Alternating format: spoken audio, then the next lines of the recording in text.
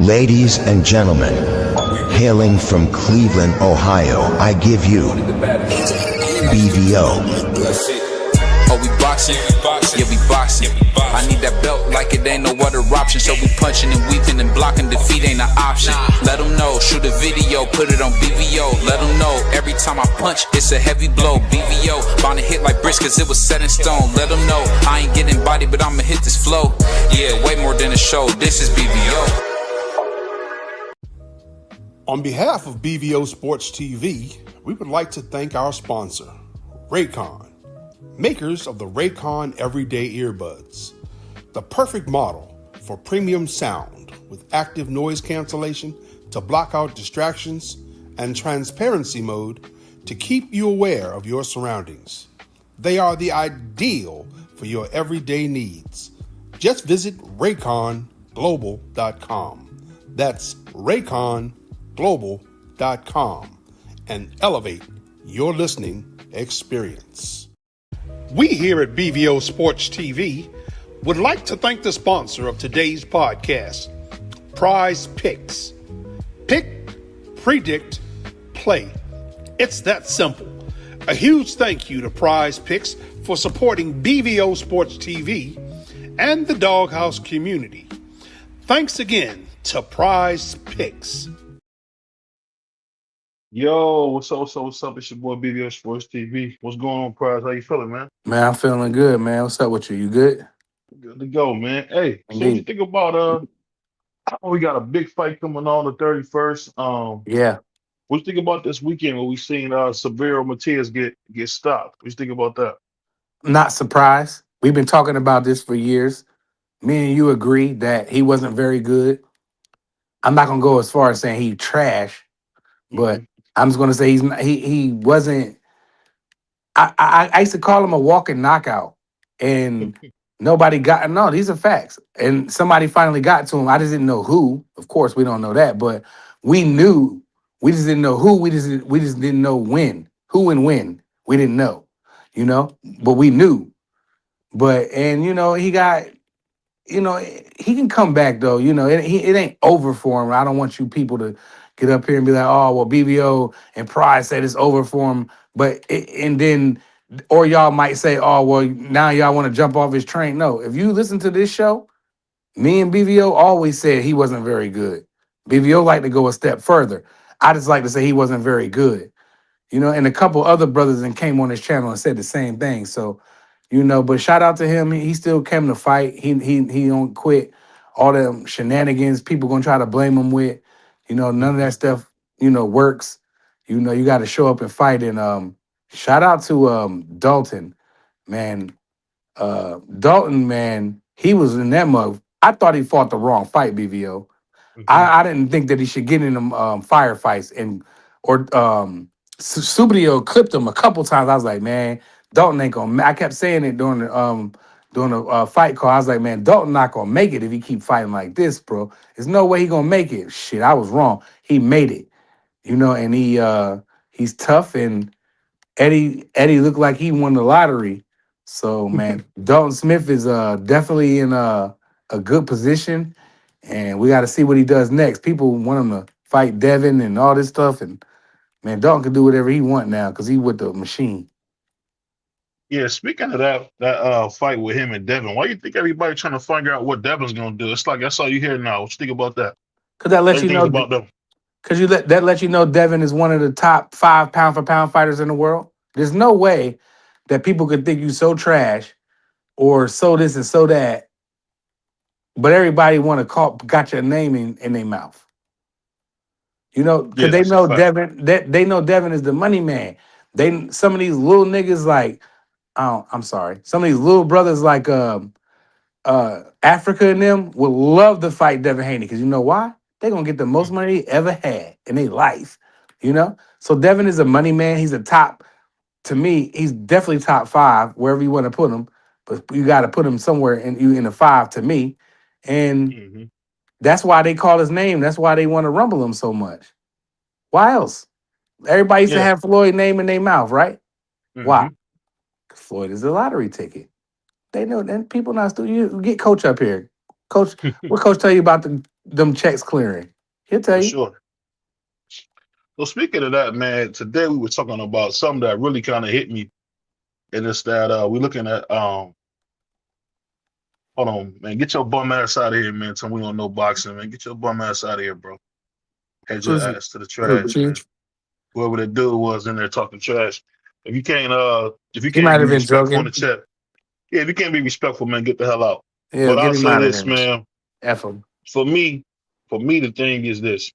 If Teo's able to win this fight, which a lot of people have been kind of underestimating him, but if Teo's able to win this fight, man, there's a really good chance, man, that you probably could put him top 100 in boxing history, because that'll be the third guy in his prime on the pound for pound list that he beat.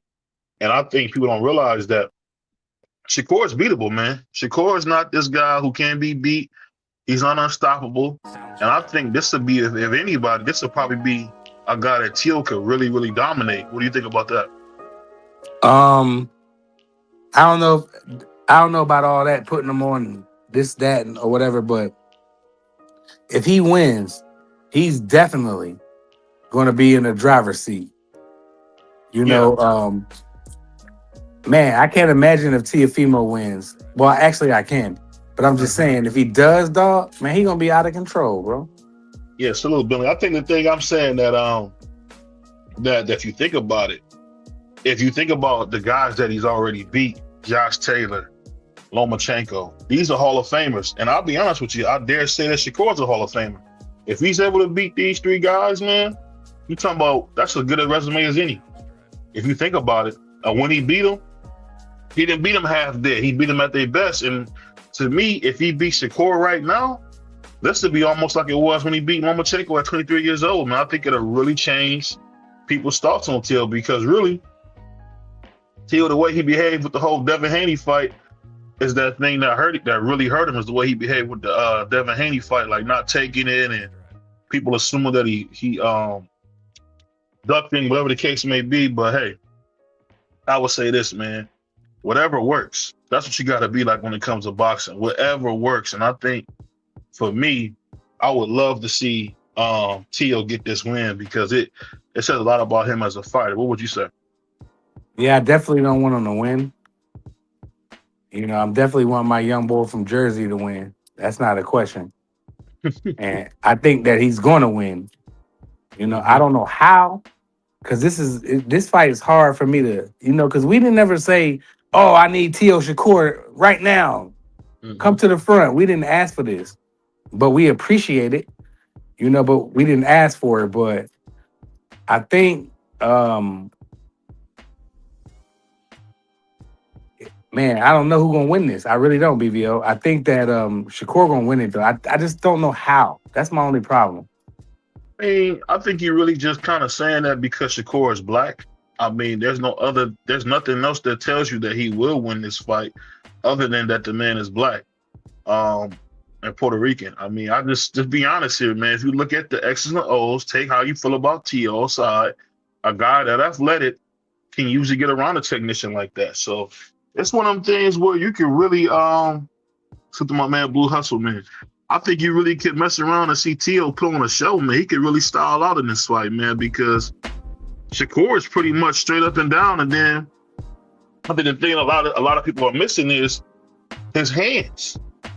Who knows if God blesses and he messes hands up before he fight Teo? What happens then? Shoot my brother Rick the Ruler, man. Shoot my man Blue Hustle, man. I just say this: smash the like button, bro. Smash the like button, man, for your boy BVO. I just say this though: if you think about it, this is one of the best fights that we've seen really in years. Both these guys are good. You can't say either one is trash. They both have had performances that we necessarily didn't like. But if you be honest here, I think that this is a good way for them both to kind of redeem themselves. Teo with the Steve Claggett, and the Sandor Martin and the Jermaine. The thing is, you got to remember, Teo didn't beat names. Was it as clean as we liked him? No. But he beat Jermaine Ortiz.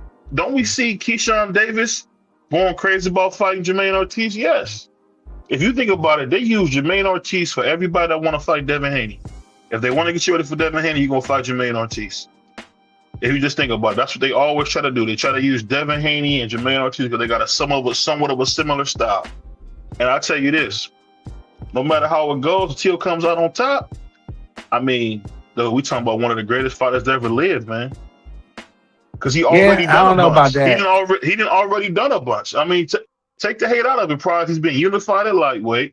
He won the Ring magazine at lightweight and at junior lightweight. And at junior welterweight. I mean, yeah, what but are we talking about here? You said one of the greatest fighters of all time. That's crazy. Bro, how many times do niggas ring the Ring magazine belt?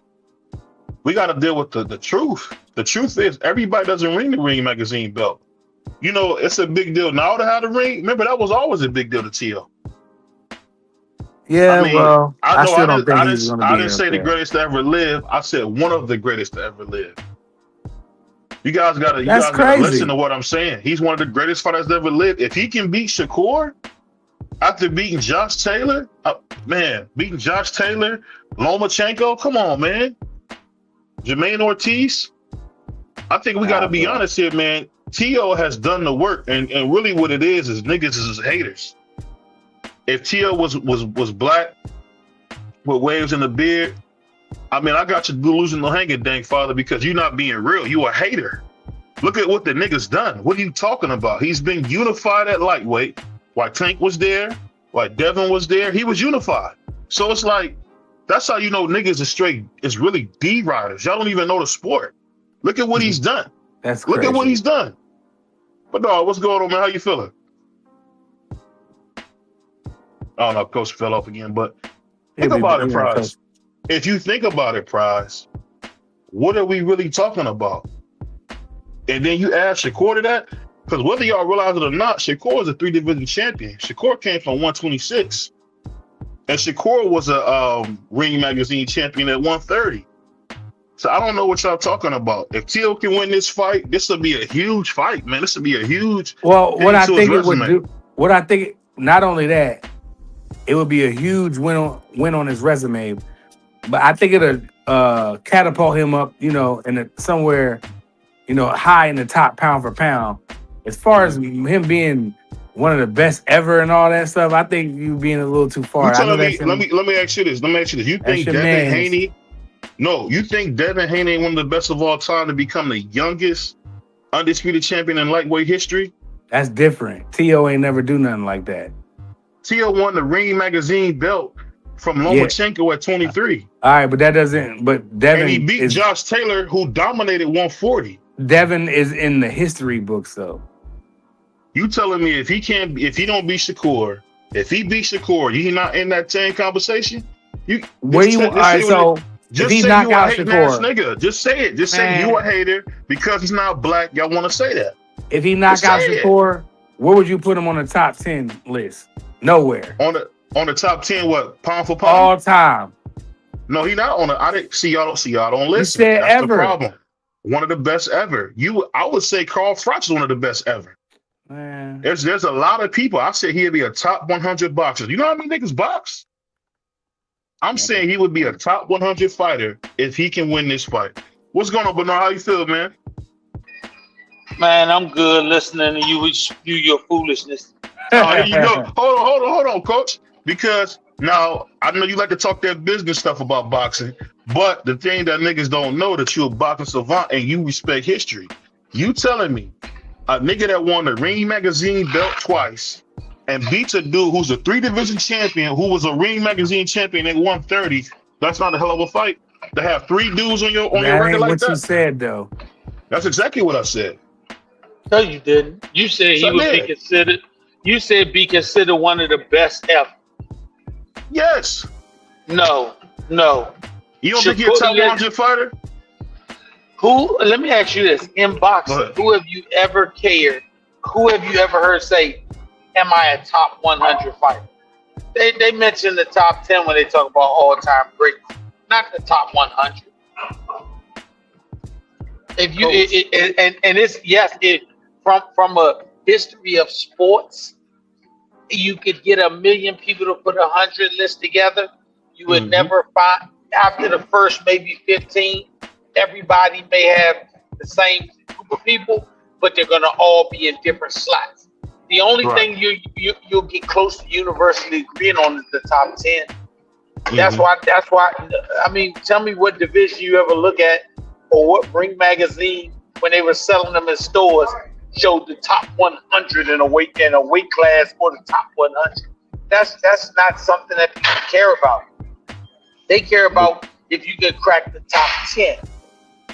Even in basketball, they celebrated the greatest 75, but the only conversation you ever hear them talk about is the top 10. And then it gets even more narrow when they only want to talk about the top 5. I get what you're saying, Coach. I'm just saying boxing is such a big sport. There's been thousands and thousands and thousands of fighters over the years. Same as with any other sport. If you go over the years, you have top 100 everywhere. But nobody cares about the top 100. I mean, in the NFL, they had a whole top 100 list. That's actually where I got the idea from that. Ring magazine. Yeah, they had a list, but how often throughout the history or annals of sports do we even bring up a top 100 unless it's the 100th anniversary of something or the 75th anniversary? But on a regular basis, people talk about the top 10. If you want to stretch it, they talk about the top 20.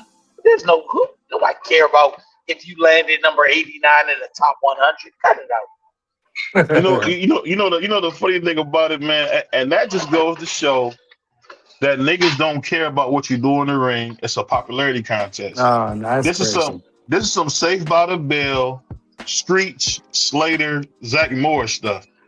The nigga going in here fighting Lomachenko at 23, fought Josh Taylor, and about to get in there with one of the slickest, blackest niggas they got, and Shakur Stevenson, one of the best fighters in the world, probably one of the best fighters we've seen in the last 50 years. One of the best boxers we've seen in the last 50 years. If he beats this nigga, you telling me he not one of the greatest to ever live? Stop it. No, you can't say that because Shakur Stevenson is not a top 100.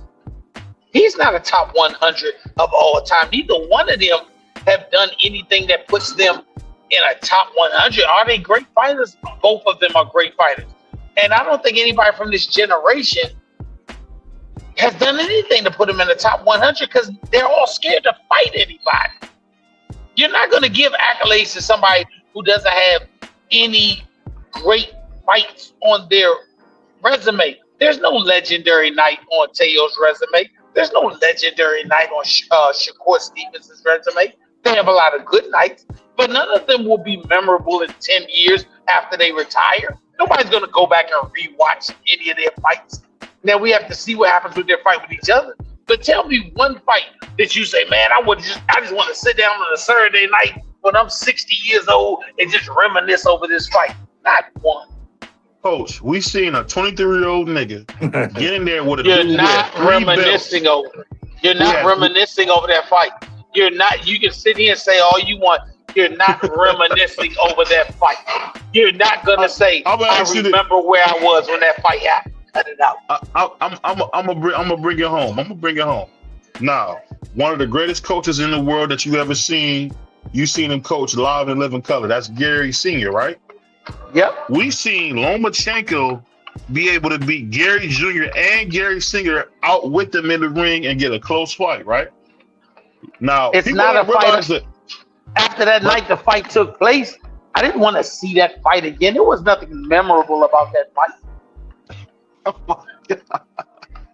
It was nothing memorable. What was memorable about it? The part was we had never. This is the thing about it. Gary Jr. had a bunch of fights, right? And Loma didn't have as many fights as Gary Jr., right? And we seen a guy that wasn't experienced as a pro go in there and beat a technician and beat him. And what I'm saying is this: salute to Uncle Cass, salute to T Hill, salute to my man Crush, man. Y'all smash the like button, man. Come on, man. Y'all in here, man. Please smash the like button, man. Smash the like button. But this is the thing I'm trying to say. When you see these guys fight, you telling me Teofimo Lopez going up to beat 3 niggas in their prime that's on the pound for pound list and fight them in their prime while they on the pound for pound list, and I don't like to cuss on here, but I'm about to say this. That's Floyd Mayweather shit. Y'all gotta stop this. This is crazy. Bruh, Why is Teofimo fighting one of the best fighters in the world at 135? The dude is so good. Tank Davis won't make a fight with him. He got so hungry for a fight, he had to go to 140 to fight the Ring Magazine champion. That's how hungry Shakur is. And y'all want to see what it is? Y'all don't respect boxing. Shakur, no, we don't. Wally Moses. We don't respect fights. It's not that people don't respect boxing. We just don't over respect boxing to the point where we give something legendary night status when it's not. If you say you respect boxing, you won't compare any of those fights that we've seen. I'm not talking about the one coming up. We don't know what's going to happen. But you won't compare that to Hagler Hearns. You won't compare that to Duran Leonard. You won't compare that to any of the great fights that happened between Marco Antonio Barrera and Eric Morales. Nostalgia to it, Coach. You add nostalgia because that's years ago. It's not nostalgia. It's because they gave you a legendary night. That's not nostalgia. It's a legendary night. You won't even compare any of those fights to Arturo Gatti and Mickey Ward. They gave you 3 legendary nights. We don't live in an era where fighters care about legendary nights. That's why they want to fight good fighters, but not the best fighters. So you can't be mad when fans don't accept that they're not the greatest fights they've ever seen or even on the list for it. Coach, we seen in a Josh Taylor fight. Now, you're a fan of boxing like me. I know it's all business now, but you're a fan of the sport like me. We seen Teo do the George Foreman face cover. We seen Teo dancing. We seen Teo really style on Josh Taylor, who beat Regis Prograde, and he beat what was the dude's name? The one Teo just beat. I mean, that Devin just beat. He might be from Africa because you saying what is the dude's name? Like that's a name. I just forgot. No. That's what I mean. That's what I mean. Jose right Ramirez. Jose Ramirez. Okay. You don't forget Marvin Hagler's name. You don't forget Sugar Ray Leonard's name. You don't forget Tommy Hearns' name. You never say who was the guy that Tommy Hearns knocked out with the double jab right hand. You don't have to say that because it's Roberto Duran. Look what you said. At least once every week you get tongue-tied with a name that you can't remember. Like when we just said that the guy for polio. That you talking about he great for polio. Man, cut it out. Again, Coach, the thing that you're missing is this. I just believe in Shakur Stevenson as a fighter. You seen, and we had you on, you know a lot of these young pups. And I've heard you say, I gotta drop something you said. You told me the nigga's Bobby Fischer. That's what you said about Shakur. And I still state that. But what I'm saying is we didn't talk about that. You said top 100 legendary all time. That's a whole different category you're talking about. You're talking about a whole different category. I'll take. This what I'll do. I'll reverse the argument. If he's able to beat Shakur, this will stamp Teo as a Hall of Famer, in my opinion. No, it won't. No, it won't. Not even in your opinion. You don't even believe that. You don't even believe that. You say that for the show. 3 niggas on a pound for pound list. Once again, you will not stand behind that in a year and a half after they retire. A year and a half after they retire, you won't stand behind it. Coach, you can't say that because you got to look at it like this. Shakur Stevenson is that guy. Lomachenko is that guy. Okay. I mean, I'll put it like this. If you want to say not top 100, I respect that. You might be right. But I think this will be the fight that'll make Teo a star. Beating Shakur Stevenson, a 3-division champion, one of the best young boxers in fighting. I think he's the same. To me, he's the same ilk as a Floyd, a Bud Crawford. I think I put it like this. And remember, let's not forget, Teo called out Bud Crawford, so he couldn't get the Crawford fight. So now he's fighting Shakur. Man, let's not forget Teo is a star. You know what made him a star? Because he's able to actually garner the money and the crowd that he garners. I'm not saying he's not a star. Shakur Stevenson is a star. I think Teo might be a bigger star than Shakur Stevenson. Stars aren't made by promoters. Stars are made by fans. And that's a fact. You can have a guy who's horrible, but he can sell out an arena. He's a star. Salute, BKB. Yes, I just think that until we see that fight and they actually perform to the level that you're looking for, I'll give you a great example. I think Oscar is a star or was a star at his time. I think Trinidad was a star in their time. But neither one of them will have the most memorable fight be the one they fought with each other. It was a dud. You know who took Josh Taylor's old coach? I don't care who took his old. Do you remember the fight? No. I do. You don't. Because that was Tio's best performance. All right, what happened in the 5th round? The 5th round, that's when he did that George Foreman where he covered his face like George Foreman. And that wasn't even in the 5th round. I knew you would figure out how to make that was the 6th round. I'll take that back. So once again, you just showed me that you don't believe in what you say. If we ask you what happened in the 3rd round of Hagler Hearns, you know what happened in that 3rd round. It's the thing. He can't do anything without a dance partner, coach. That's the part you're missing.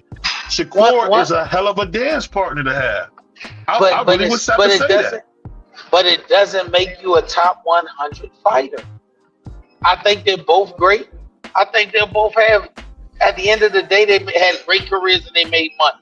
But this generation, let me tell you, this generation here will be the first generation in boxing history that was known for having more missed great fights than great fights made. That will be the mark that they leave behind. You can't say that. It's already done. Coach, let me ask you this, Coach. Now let's bring it home.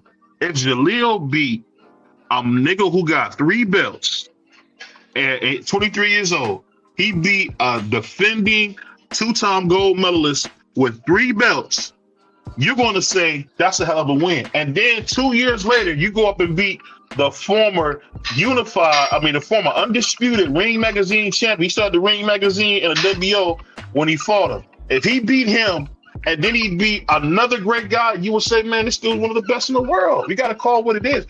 Yeah, he's one of the best in the world at his time. But that doesn't make him a best in the world ever. But that's Sugar Ray Leonard stuff. He don't have to fight Shakur, but he wants to. That's the thing I'm saying. No, he can want to, and I'm glad, but it doesn't make him or anybody else one of the top 100. When you say 100, it's what night do you remember? What makes something legendary after you retire? We talking about Ray Leonard and Tommy Hearns fought when I was a kid. And people are still watching it today. You can't. That's They actually made a series on HBO called Legendary Nights. They only had 8 episodes. 8. So you're telling me in the history of boxing, these are the biggest 8 fights ever. You can't keep making everything legendary and great. That's the reason why we don't have any separation now, because y'all have made these fighters think because you beat average guys that makes you great legendary. Coach, what can you do then, Coach? Coach, what can you do? I mean, damn, what can you do? You fighting the best. You told me the nigga was Bobby Fischer, and if he beat him. Listen, if you're able, and you're the guy that these guys say they are, and this is what they say they are. Start coming out on your promoter. Say, hey man, this the fight I want. This the fight that must be made. We're gonna make good money. Damn the bullshit, make the fight happen. That's what the James Tonys, the Floyd Mayweathers, the Sugar Ray Leonards, the Marvin Hagler, that's what they do. These guys are not doing that. And I'm not mad at them, because if my son could get $20 million for fighting a subpar guy just because he had a great name, I'm going to take the $20 million over fighting a monster that could possibly win, because it's acceptable to the people who talk about boxing nowadays. But 25 years ago, that was not acceptable. Coach, if Jaleel go in there and knock out Carlos Adames, the nigga would be a legend. It's that simple. Well, why? He's Why? 22 years old. He a 22-year-old nigga fighting a monster. That's why. The nigga that's dominating the division. But that means that you want Jaleel to think he's not a monster too. If you ask Jaleel right now, do you think you could beat Carlos Adames? He's not going to say no. He probably would tell you, I think I can knock him out. But this is the key, though, Coach. He got to get his ass in the ring with him, though, too. That doesn't slight Carlos. But guess what? If he doesn't fight Carlos ever in his career, it doesn't change his career. But that's the thing that's special. See, that's the thing that's special. See, you moving the goalposts, and I get and I respect you. I'm not moving. You a manager. I'm not talking to manager. Moving the goalpost. I'm talking to the dude that loves boxing like I do. You know, when niggas fight crazy fights like this is what makes them special. The thing that Carlos the Hall of Fame. Is Carlos Adames right now, in your opinion, a Hall of Fame fighter? No, but if we switch to Lara, no. Okay, if you switch it to Lara, then I would because Loma's a Hall of Fame. Loma's a Hall of Famer, hands down. If you switch it to Islam De Lara, and the way his career is still going, and you could take a young fighter and go in there and dominate him and beat him, you're 100% correct. I'm gonna say that's a great win. I'm gonna say it's a great win, and you want to know why I'm gonna call it just a great win? Mm-hmm. Because you don't call Jared Hurd's win over Islam De Lara a fight that puts him in the Hall of Fame. We seen Jared get his ass whooped at too many times. But when Jared won that fight, we gave him tons of credit.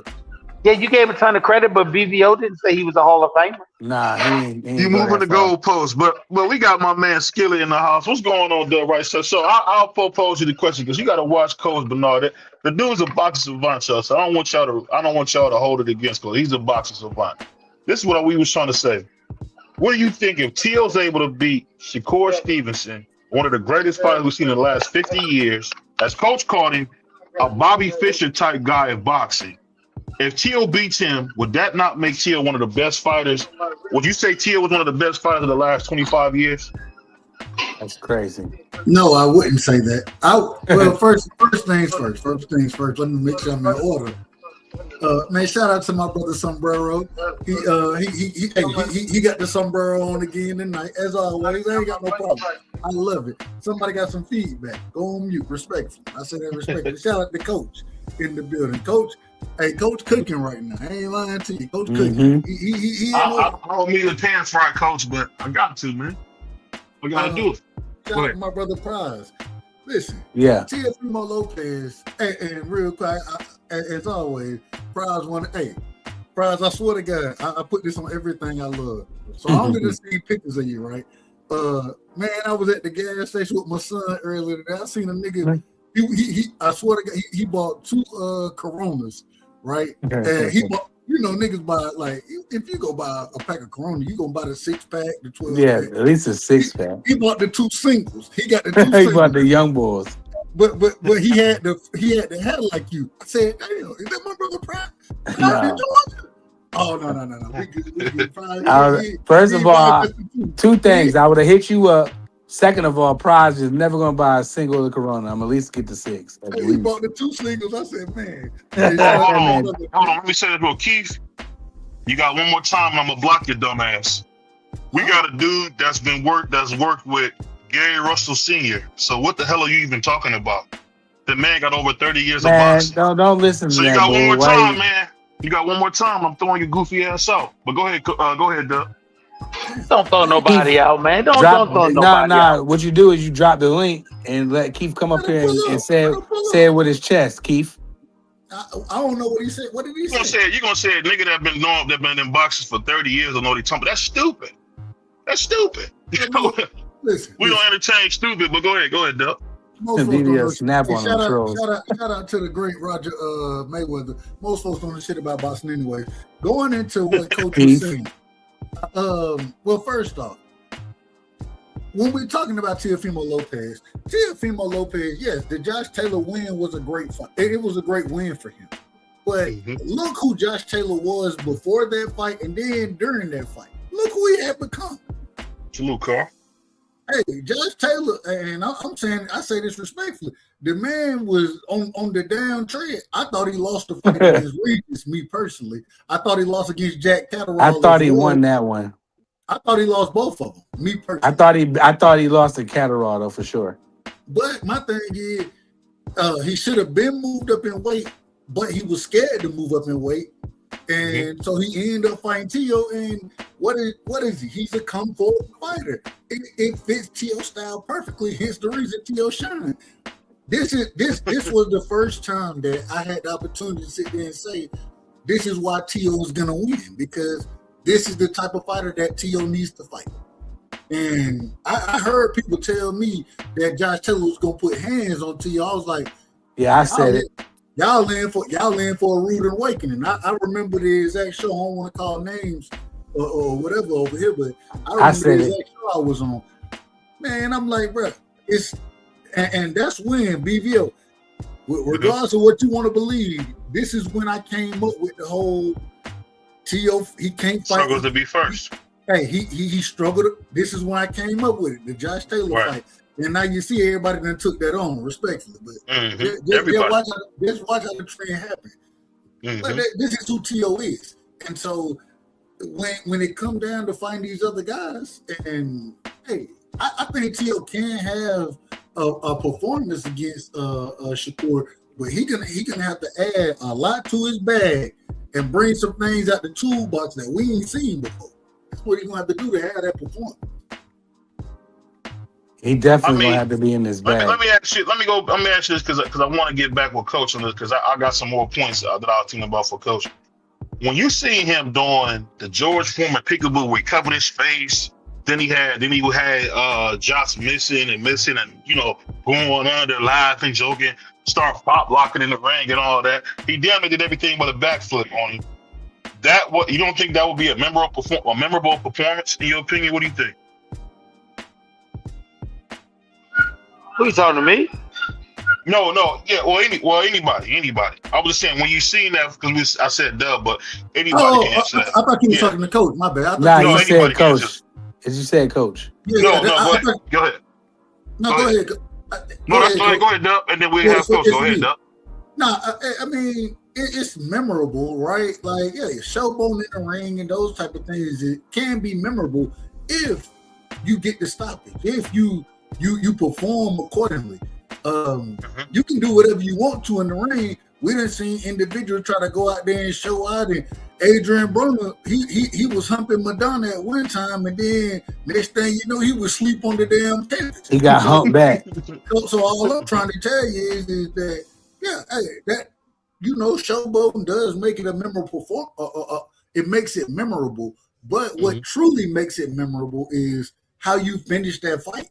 It's not really about how you showboat. It's about you finishing that fight, because, like, you can go out there and showboat. And we done seen multiple people go out there and showboat and then get clipped. And next thing you know, they stretched out in the starfish position. You know what I'm saying? And waking up with the smelling sauce, not knowing what the hell done happened. So go, let your performance speak. If you want to showboat, that's fine. But let your performance speak for itself. Yeah. But what would you say, Coach? Because I get what you're saying, but then I don't, because people remember those performances. Man, there was a performance where a young kid from Louisville went up and beat the life out of Sonny Liston. And that's why we know him, because he went in there and just embarrassed Sonny Liston. I'm just wondering, if Teo beats Shakur, what else we have to do? Would he have to beat Devin too? Is that kind of how it goes, or does he not get credit if he gets it? Because if he beat Devin, that's a whole different story. If he beat Devin, if he beats Shakur, he's going to get credit. BVO. Wait a minute, real quick. I gotta address stuff immediately. Carl came out and said, "Doug, you don't be saying nothing about your pick again, or you pick damn Brian Norman to beat Devin." I came out immediately and see, Carl, clearly you don't be paying attention. I came out immediately. we called the fight over here, and we reacted to it. BVO was here, Prize was here. Coach, I don't know if you was here for this one. I don't know if you was here. I apologize for it. I can't remember. So don't tell me I ain't don't do all this nonsense, man. You out of order. You out of order, and we gonna call you out of order accordingly. The same way when I picked Devin to put hands on George Kambosos, and you said I was crazy about that. Don't worry about it. Yeah, no, hey, don't worry about it. It's gonna happen accordingly, and the winner gonna get the credit. You gave credit accordingly, I gave credit accordingly. I said that, hey, man, it was a beautiful performance by Devin Haney. I gave Devin all the credit in the world. Y'all correct me if I'm wrong. BVO Prize, y'all was here when we called the fight. We all gave Devin credit. We did it. We gave him credit. So don't do that now. Don't do that. I know you want a commitment when I'm wrong. And none of my Australian boys are still salty about that beating. Oh well, it's okay. Hold on, I was wrong. I said what I said. I ain't got no problem being wrong. But damn it, hell, you was wrong back to back. But I don't call that out. I don't call that out. So if you won't call me out, they always like to call it when you wrong, but when they wrong, that joint gets swept under the rug. Hold on. And this is the crazy thing. Carl, respectfully, and I say this respectfully, my brother, he picked Kambosos because he's from Australia. I mean, he's supposed to. Get what?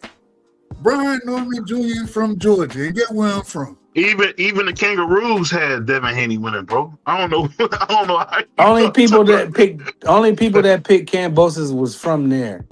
Nobody else. I thought Junior had a better chance than Kambosos did. Respect. Let me ask you this, Coach, because that I ain't gonna lie, Coach got my blood boiling with this one, man. Because it's like, wait a minute, Carl. Hold on, Carl. You out of order. You learned. That man said he never picked Kambosos twice.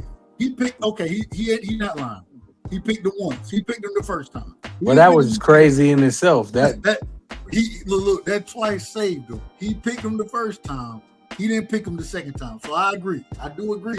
You didn't pick him twice. But damn it, you picked him the first time you picked him. And I told you, and you called me crazy when I told you what was going to happen. Coach, so let me ask you this, Coach. Now, this is what we got. So this got my blood boiling because I don't know what more niggas want. This is Sugar Ray Leonard stuff. Like, to go in there with Shakur, who even one of the biggest stars in boxing made every excuse why he didn't want to fight him. And we fighting him, coming off him already being the Ring Magazine champion at 130, being unified at 130, and being a champion at 126, and being a WBC lightweight champion. What more can you do to say that this fight ain't one of the best fights we got? Because these are two dudes damn near the same age, Coach. So why isn't this fight a bigger deal to you, Coach? It wasn't that the fight. Let's go back to what the pretense was. You said if Teofimo wins, he's one of the greatest fighters of all time. Yeah, that's what you said, bro. That's what you said. Don't keep changing it. That's what you said. This is a great fight. But you said if Teofimo beats Shakur, the best in the last 10 years, decade or something, he said. Yes, that's what you said. That's what you said. Don't switch it up. BVO slick, man. BVO is slick dude, Coach. You got to watch that kind of stuff, Coach. Let me ask you a question, BVO. I want to ask you this. If Teo go in there and beat Shakur, if he go in there and win that fight, right?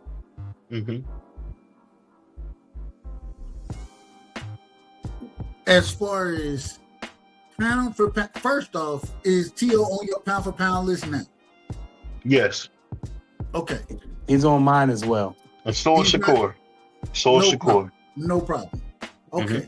Teo go in there and dominate. You saying that he's a top 25 fighter of all time? No, I said top 100.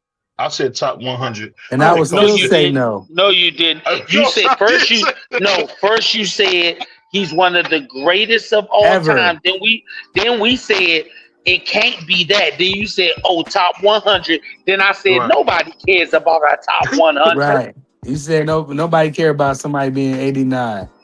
Thank you. Come on, BVO. Yeah. I don't even have a top 100 of boxing. I don't even have a top 100. Let me just say this, Coach. It ain't registered. He said, nigga, he still ain't registered. Registering, cuz I'm just letting you know. Crazy. Man. They still ain't registered, man. Go ahead. BVO out of pocket. No, I'm giving y'all facts. Hold on, y'all. You switched the question up 3 times. Hold on, listen. He the second dude to beat Loma. Then he would be the first. He took Josh Taylor's O. If he took Shakur's O, come on, bro. Come on. Yeah, I wouldn't put. I'll put him in a. I'll put him in the higher. I put him in, higher than I have him in pound for pound. But that's as far as that go, brother. And don't let him put his hands on Devin Haney, bro. Don't let him put his hands and feet on Devin Haney, bro. Oh, he do that. Oh my God! If he beat Black Jesus too, who? What can you say? What else can you say about Teo? If he go in there and beat these dudes, not y'all, but some niggas look at Devin as their Messiah, man. He go in there and beat their Black Messiah, bro. Come on, dog. Come on, man. Teofimo he's going to get a bunch of credit, BVO, but he's not going to be version of Floyd. He's not going to be the best ever. He's not going to be in the top 100. He might not even be in the top 200. You telling me, man? Hold on. BVO, you can really name 30 niggas better than 30 niggas better than Teo. Go ahead. I definitely can. BVO. Off the top. I don't know exactly what you done made this conversation into. What did you smoke? That's what I want. I have no clue how we got to any of this. I have no clue. Cocaine's a hell of a drug. But we need that drop. Nigga, keep God in your life. Fuck. Man. Go ahead. We're talking about a Teofimo Lopez, right? Monster. Okay, he's a monster. He lost to possibly what we would consider, and I say this respectfully, George Kambosos. He went out there, he lost to Lomachenko, Devin, Africa, probably should have lost to Maxie Hughes, in my personal opinion. And he would have won who beat Teo. Losing to a former unified champion there's nothing wrong with it. That's like saying because Tommy Hearns lost to Iran Barkley, he's not great. You see how y'all niggas do this? Yes, see how y'all niggas do this. Iran Barkley was man. And I say this respectfully. No disrespect, Carl. But George Kambosos couldn't sniff Iran Barkley jockstrap. That's a fact. It's the truth. Dub gonna say no disrespect. I'm gonna say take it how you want. Coach, you hear these niggas, man? Coach, tell me they telling you the truth. I'll put it like this. The way y'all niggas talk, y'all niggas would say Muhammad Ali is average. The way y'all niggas talk. What? It's just that simple. That's way crazy. Y'all niggas talk, y'all would say Muhammad Ali is out of control tonight. I'm telling you, man. You see, y'all see how fast it get out of order. What y'all say? Oh, he only beat Joe Frazier. What? I ain't say that. It's just like when them niggas forget that Mike Tyson beat 2 gold medalists back in the day. Yeah, he didn't beat Holyfield. He didn't beat that guy, this guy. Carl, we ain't got no problem. We ain't got no problem with George. And what's up, Angie? Let him keep getting big fights. We ain't got no problem with that. I'm just saying. I don't have a problem. He's just not very good. As simple as that. He done been in. How you gonna say this former unified champion ain't good? That's cap. We didn't say he was all right. I said he was just not that good. Every belt you could ever have at lightweight. Man, you out of order, man. Stop. Every belt. You out of order. He never had a WBC. He never been WBC. Hey, you know what's so funny? BVO, he chose his words very carefully early.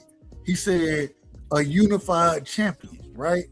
And now, because he's gonna say that he had every belt, that makes him the undisputed. If you got every belt, you're the undisputed champion. Correct me if I'm wrong. Or major sanctioning bodies. They said Devin Haney. He ain't say none of that. They said Devin Haney had the pride belt. I don't want to take away from Devin Haney. Man, nobody I'm trying to be know right down the middle.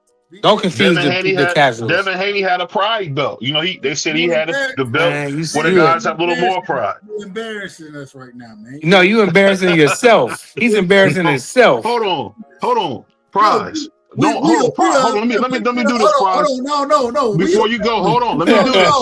Let me do this. Prize. No, listen. No. Prize is the same. Prize the same nigga that called that called that dude Dimitri Bivol kibbles and bitch. This the same nigga who said that.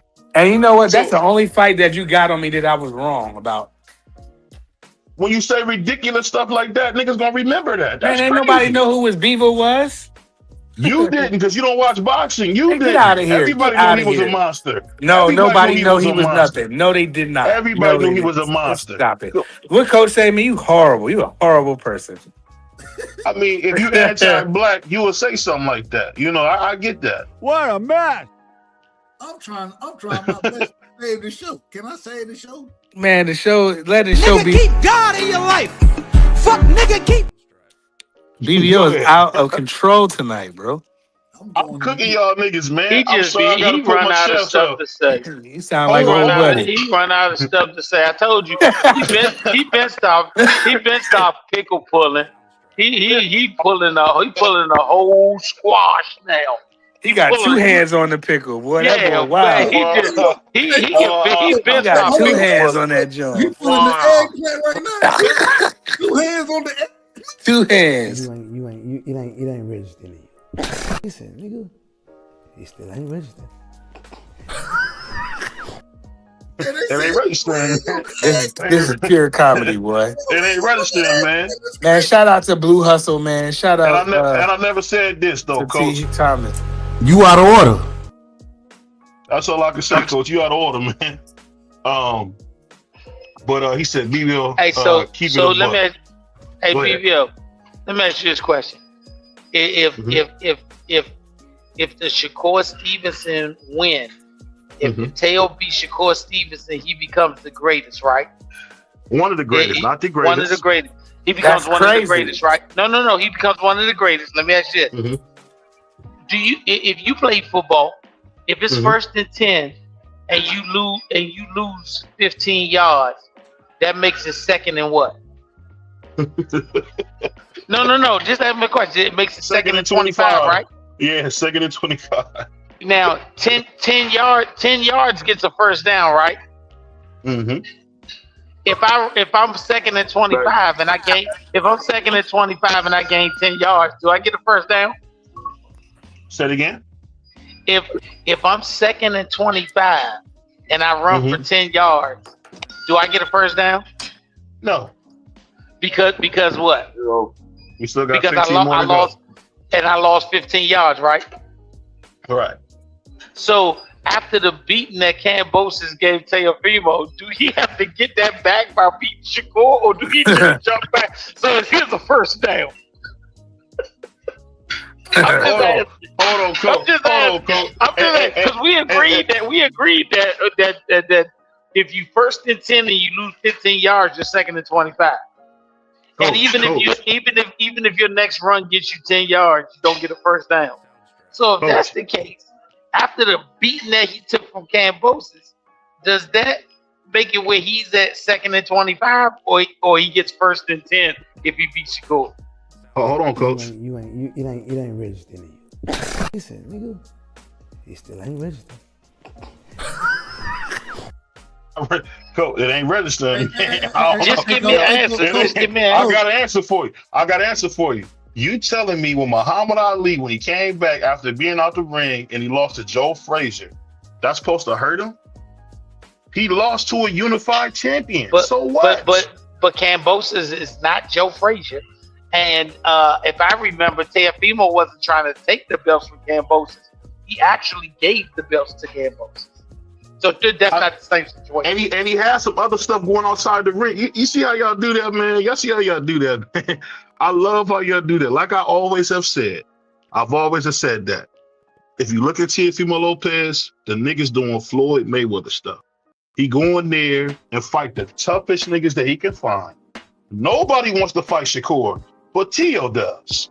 Nobody wanted to see Josh Taylor, but Teo did. Nobody wanted to see Richard Coleman, but Tio did.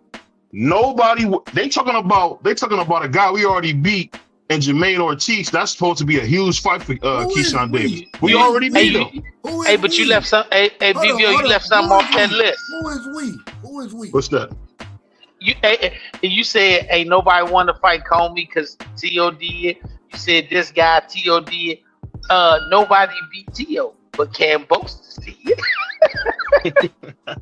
Hold on, coach. See, you see how you being a hypocrite, coach? You told me a loss don't matter. What you told me? Hey, bro, I'm just going off what you said. No, I'm going off what you told me. You said a loss don't matter. That's what you told me. You said a loss don't matter. So if a loss don't matter, one win doesn't matter. They both cross each other out. They both the nigga that you said with Bobby Fischer, if you beat Bobby Fischer in chess, that's not something to write home about. Hey, but did you write home when you lost to Phineas and Ferb?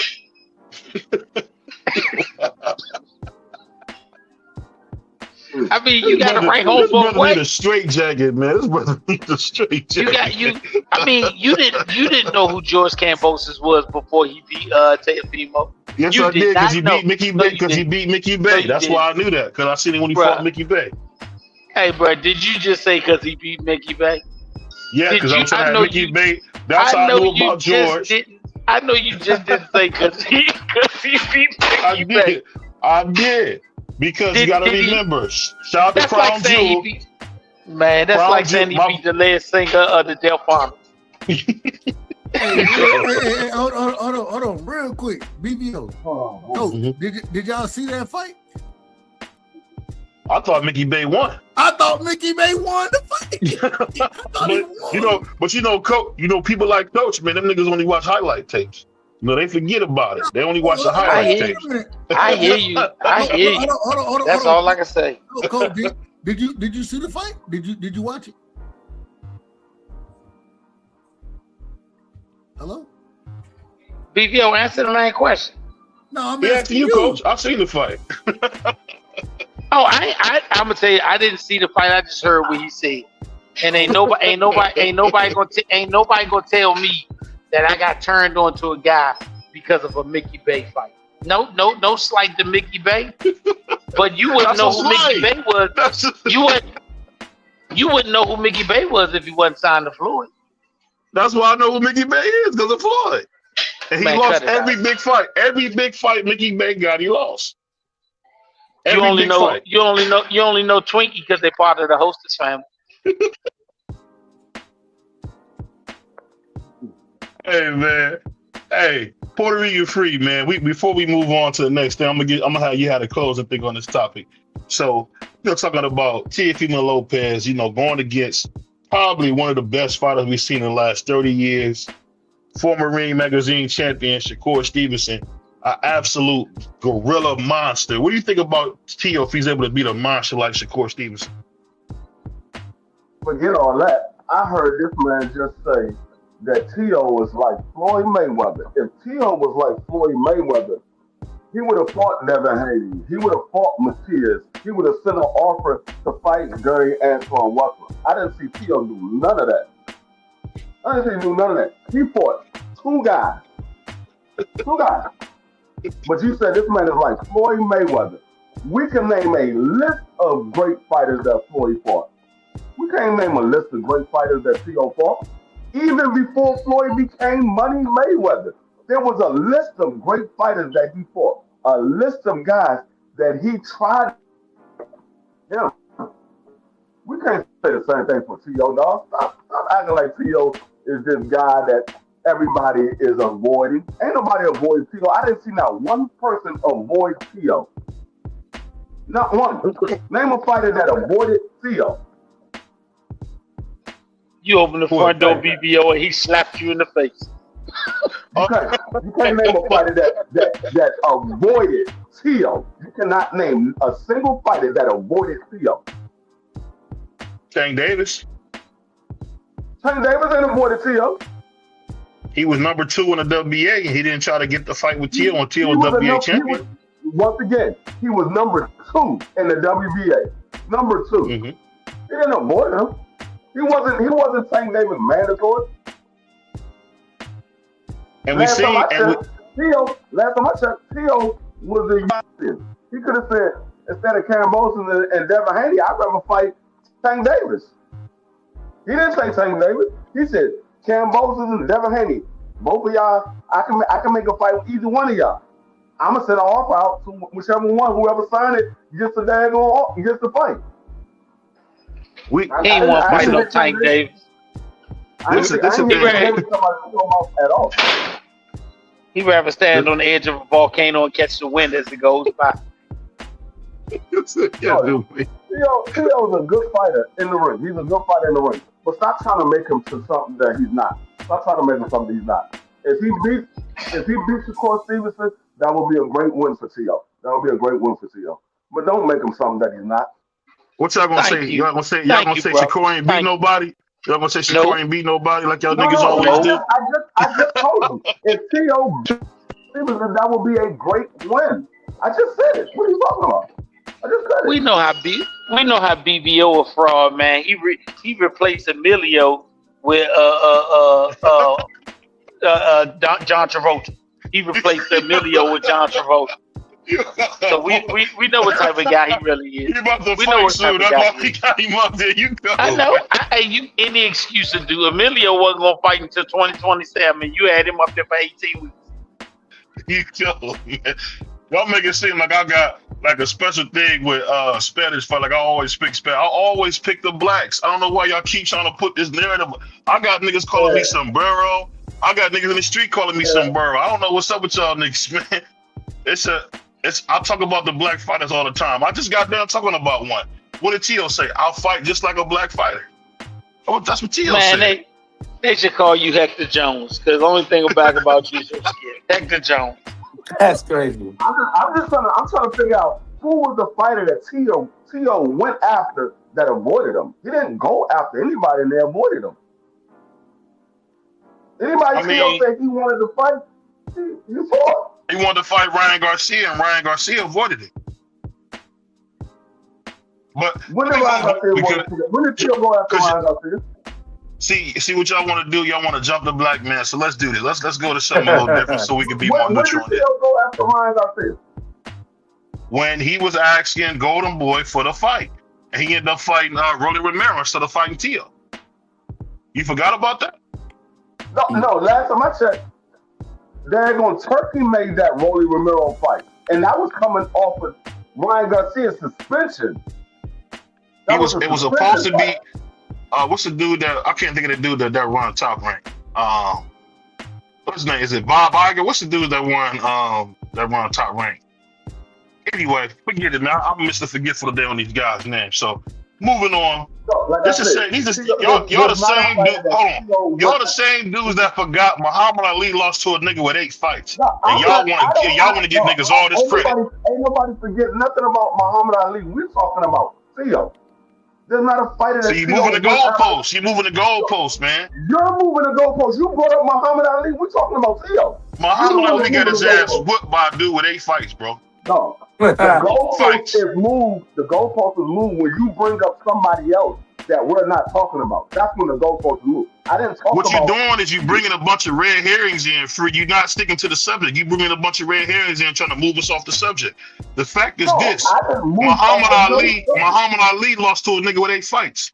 And Teo about to go in there with one of the best fighters of the generation and beat him, and y'all gonna give him no credit. What was the man's name that beat him with 8 fights? Spinks, the gold medalist. Okay. I just wanted to make sure you said that. No, I'm talking about what you said about Teo. Ain't nobody moved to go for. I've been talking about. No, Coach T got on no boxing, so I had to let him know I know boxing. I'm just saying he beat a nigga. Beat him with 8 fights. If you knew boxing, you wouldn't have said that, because you're talking about not just a gold medalist, but one of 2 legendary brothers. So once again, you come with that BS. You know, Coach, you're the type of dude that don't give Rocky Marciano no credit either, man. I know how you get down, man. You type of dude that wouldn't give Rocky Marciano no credit for beating the Mongoose, man. But it is what it is, man. We moving on. Because yes, Rocky Marciano beat the Mongoose and he beat Joe Louis, all in the same career. And if you guys didn't know, the Mongoose had the most knockouts of all time, and that's Archie Moore. So I'm just trying to tell y'all, man, boxing is not just what you guys make up in your head or how we remember it to be fun. It's about what you do in the ring. But let me ask you this, Coach, because I don't know how this conversation got this far deep with all that's mentioning this. What you think about Caballero getting called out by Lawrence Okolie saying, Lawrence Okolie said, I want this fight. I want you to stop ducking me. What you think about it? I'd like to see it. I say where I give guys from. You turn me on to the Caballero guy, and I watched him. I like him. I think he's tough, and I like Okolie. So I think that'll be a good fight. I mean, the heavyweight division needs somebody to fight between other than a center and an ex quarterback. I mean, at some point, we got to get boxers fighting boxers again, and that will be a boxer versus a boxer. I love it. Hey, what would you say, Dub and Prize and D3? Man, you got a lot of order, man. Listen. Wait a minute. I got my. I'm gonna request my time right now. I'm gonna request. Well, you do that anyway. You ain't registered in it. Listen, nigga, you still ain't registered. I'm gonna say what I'm gonna say, goddamn it. It ain't registering, man. Hold on. Listen, I told y'all from the beginning. Caballero, he different. He's special. Caballero is a dangerous individual. We watched this man go and fight a 6'7". I think he all a 6'3", respectfully. We watched him go fight a 6'7" individual that's supposed to be punching 17 victories, no losses. Right? Y'all correct me if I'm wrong on this. No, you're right. And get what we end up seeing. Get what we see. Caballero understanding how to and I'm used to seeing the body shots, right? I'm thinking he's gonna fuck him up to the body. Man, Caballero went out there and said, damn the body. No, I'm gonna stop him. I'm hitting him to the forehead. I'm going with the overhand in this fight. The man game plan is so masterful. Is so beautiful. Man, y'all, I think that this panel right here, and then I'm passing the mic. I think this panel right here, I think y'all are lacking understanding. Man, a lot of y'all don't know what the fuck y'all looking at, respectfully. That's crazy. Y'all, I ain't saying everybody, and if you take it personally, that's on you. A lot of y'all don't know what you're looking at. You don't know what you're looking at. And so we're gonna have to break it down, but we're gonna get to it. I'll pass the mic with that, BVO. I apologize for being long. You that was actually pretty good by you, Dub. But you didn't see him getting painted with jabs and right hands in the first round. I mean, it's something like Coach said. Coach said if that was one of the heavyweights that could crack, he would have got smoked, bro.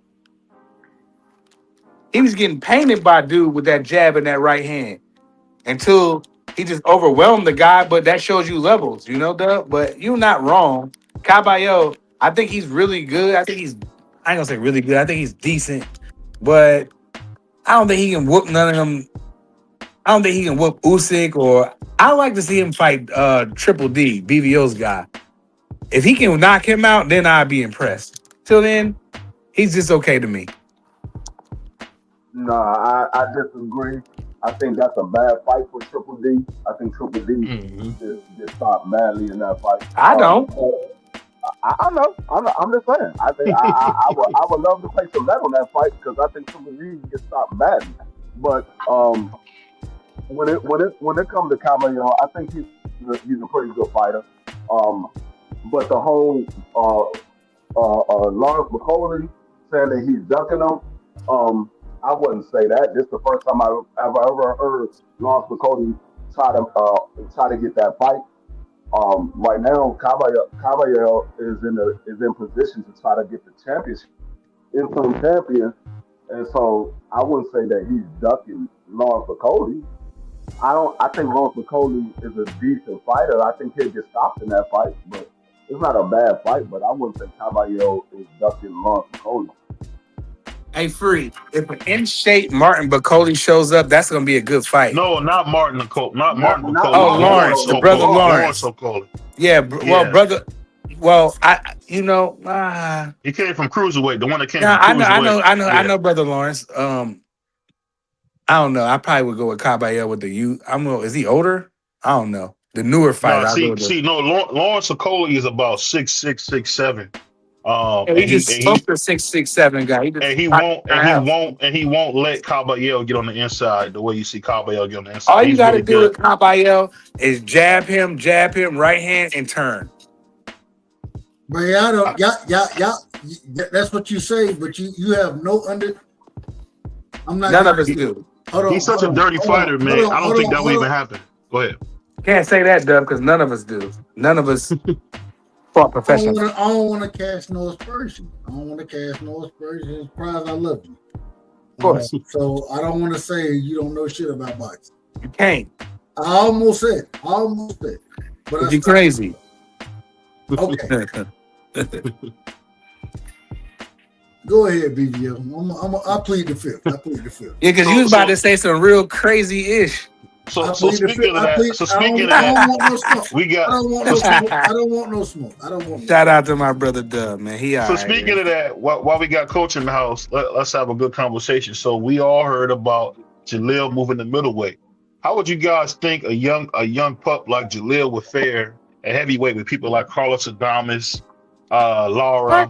What do you think? How do you think he'll do it at middleweight? What do you guys think about Jaleel at middleweight? I like it. I'm pretty sure his pop like it. I mean, 160 is wide open, so who's to say any one of them can beat Jaleel? I don't know that. So I think that him moving to 160 would be a great move. It's wide open. We can get a belt. You know what I mean? And then the sky's the limit. But I definitely like that move. If his dad say 160 is the move, I would be comfortable with it. If his dad say no, we need to stay at 54, then I don't want it. It's whatever his dad say. If his dad say we moving to 60, let's rumble this, we got this, then I think that he could do it because he's a big kid. I seen him in person, and he's a big solid kid, and I think that he could do good at middleweight. I think that would be great for him. But it's what his dad say and his team at the end of the day. What would you say, Coach, about Jaleel moving from 154 to 160? Well, I think if you look at it, everything has to be looked at in a reality of business, and that's the first thing you got to look at. I really think that the 160-pound top 10 is not as vicious as the 154-pound top 10. I think you have good fighters at both, but I think when you look at the business of boxing, Jaleel has a better chance to me of being able to capture a title at 160 and wait for the guys at 54 to move up than to get one at 154 where the politics of boxing is just at a higher percentage rate right now. You got a lot of promoters who have a lot of money invested in different guys, and whether they're good or not, they got to see the fruition of their money. And there's nothing wrong with that. That's just business. But when you think about 160, I think 160 is a landscape where you have about 2 years before that division becomes a jam-packed division. But I think by the time that division becomes jam-packed, it's going to be jam-packed with a bunch of 30-year-olds or 30-plus. And not a shooting at any of those guys. But I think by the time the 54s move to 60, which would be in a 2-year span, most of them, just being honest with you, most of them will be 31 or better. Yeah. And that's why I said, Coach, I think it's a good, if you do decide to go to 60, I think that would be great because by the time them boys get up there, y'all will be in that young boy to my son age, him and my son like the same age. So by the time they get up there, that young boy will really be in this grown man. Yeah, he'd be at even full man potential.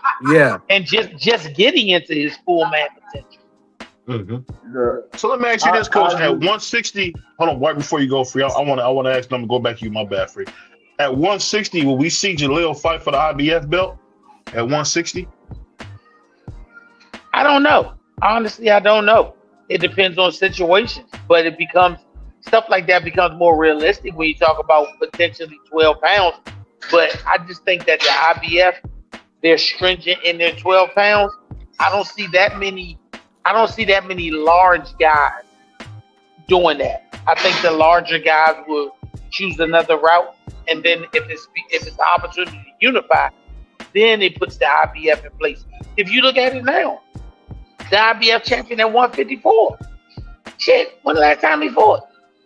Yeah, Bachman fought in a while. It's been a little bit. And when the last time somebody pressed for him to fight?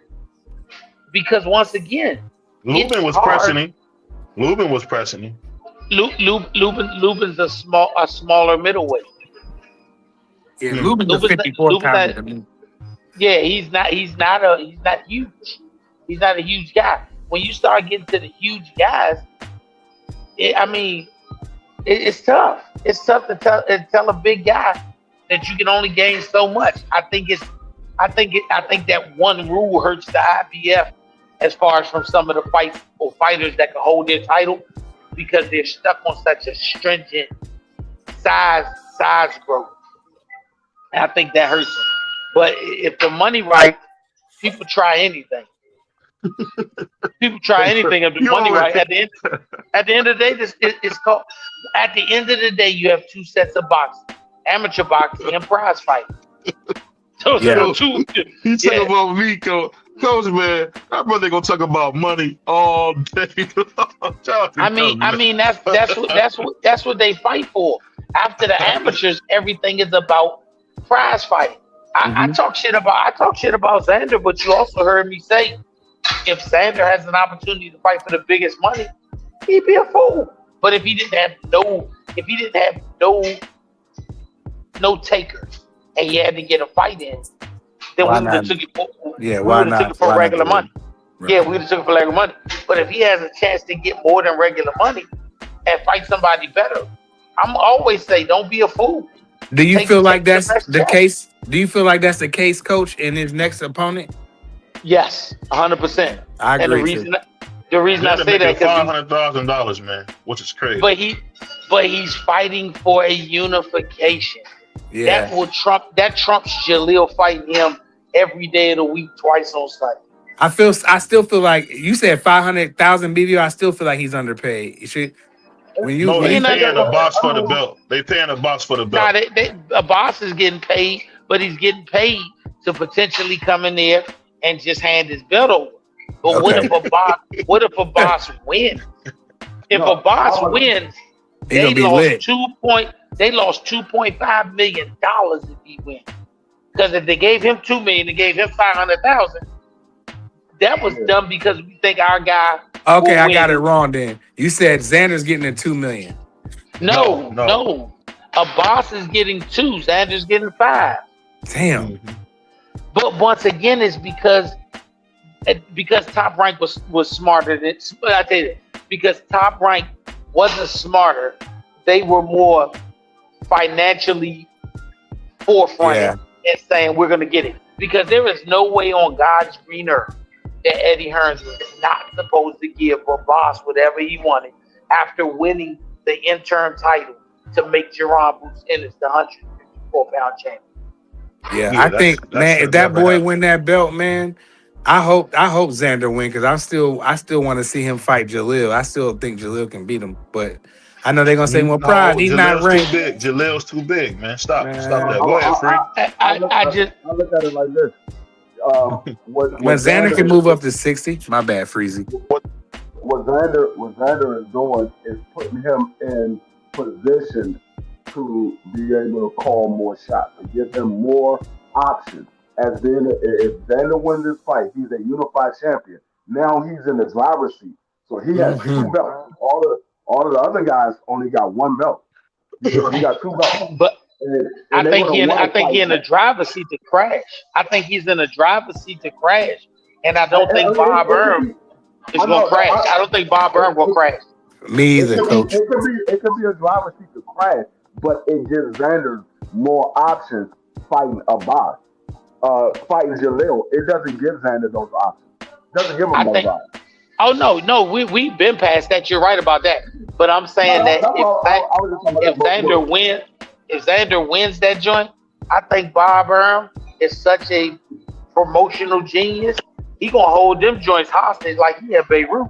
Man, Xander ain't fighting none of them dudes. If Xander has both of those belts, you will not see an undisputed champion at that weight class for at least 2 years.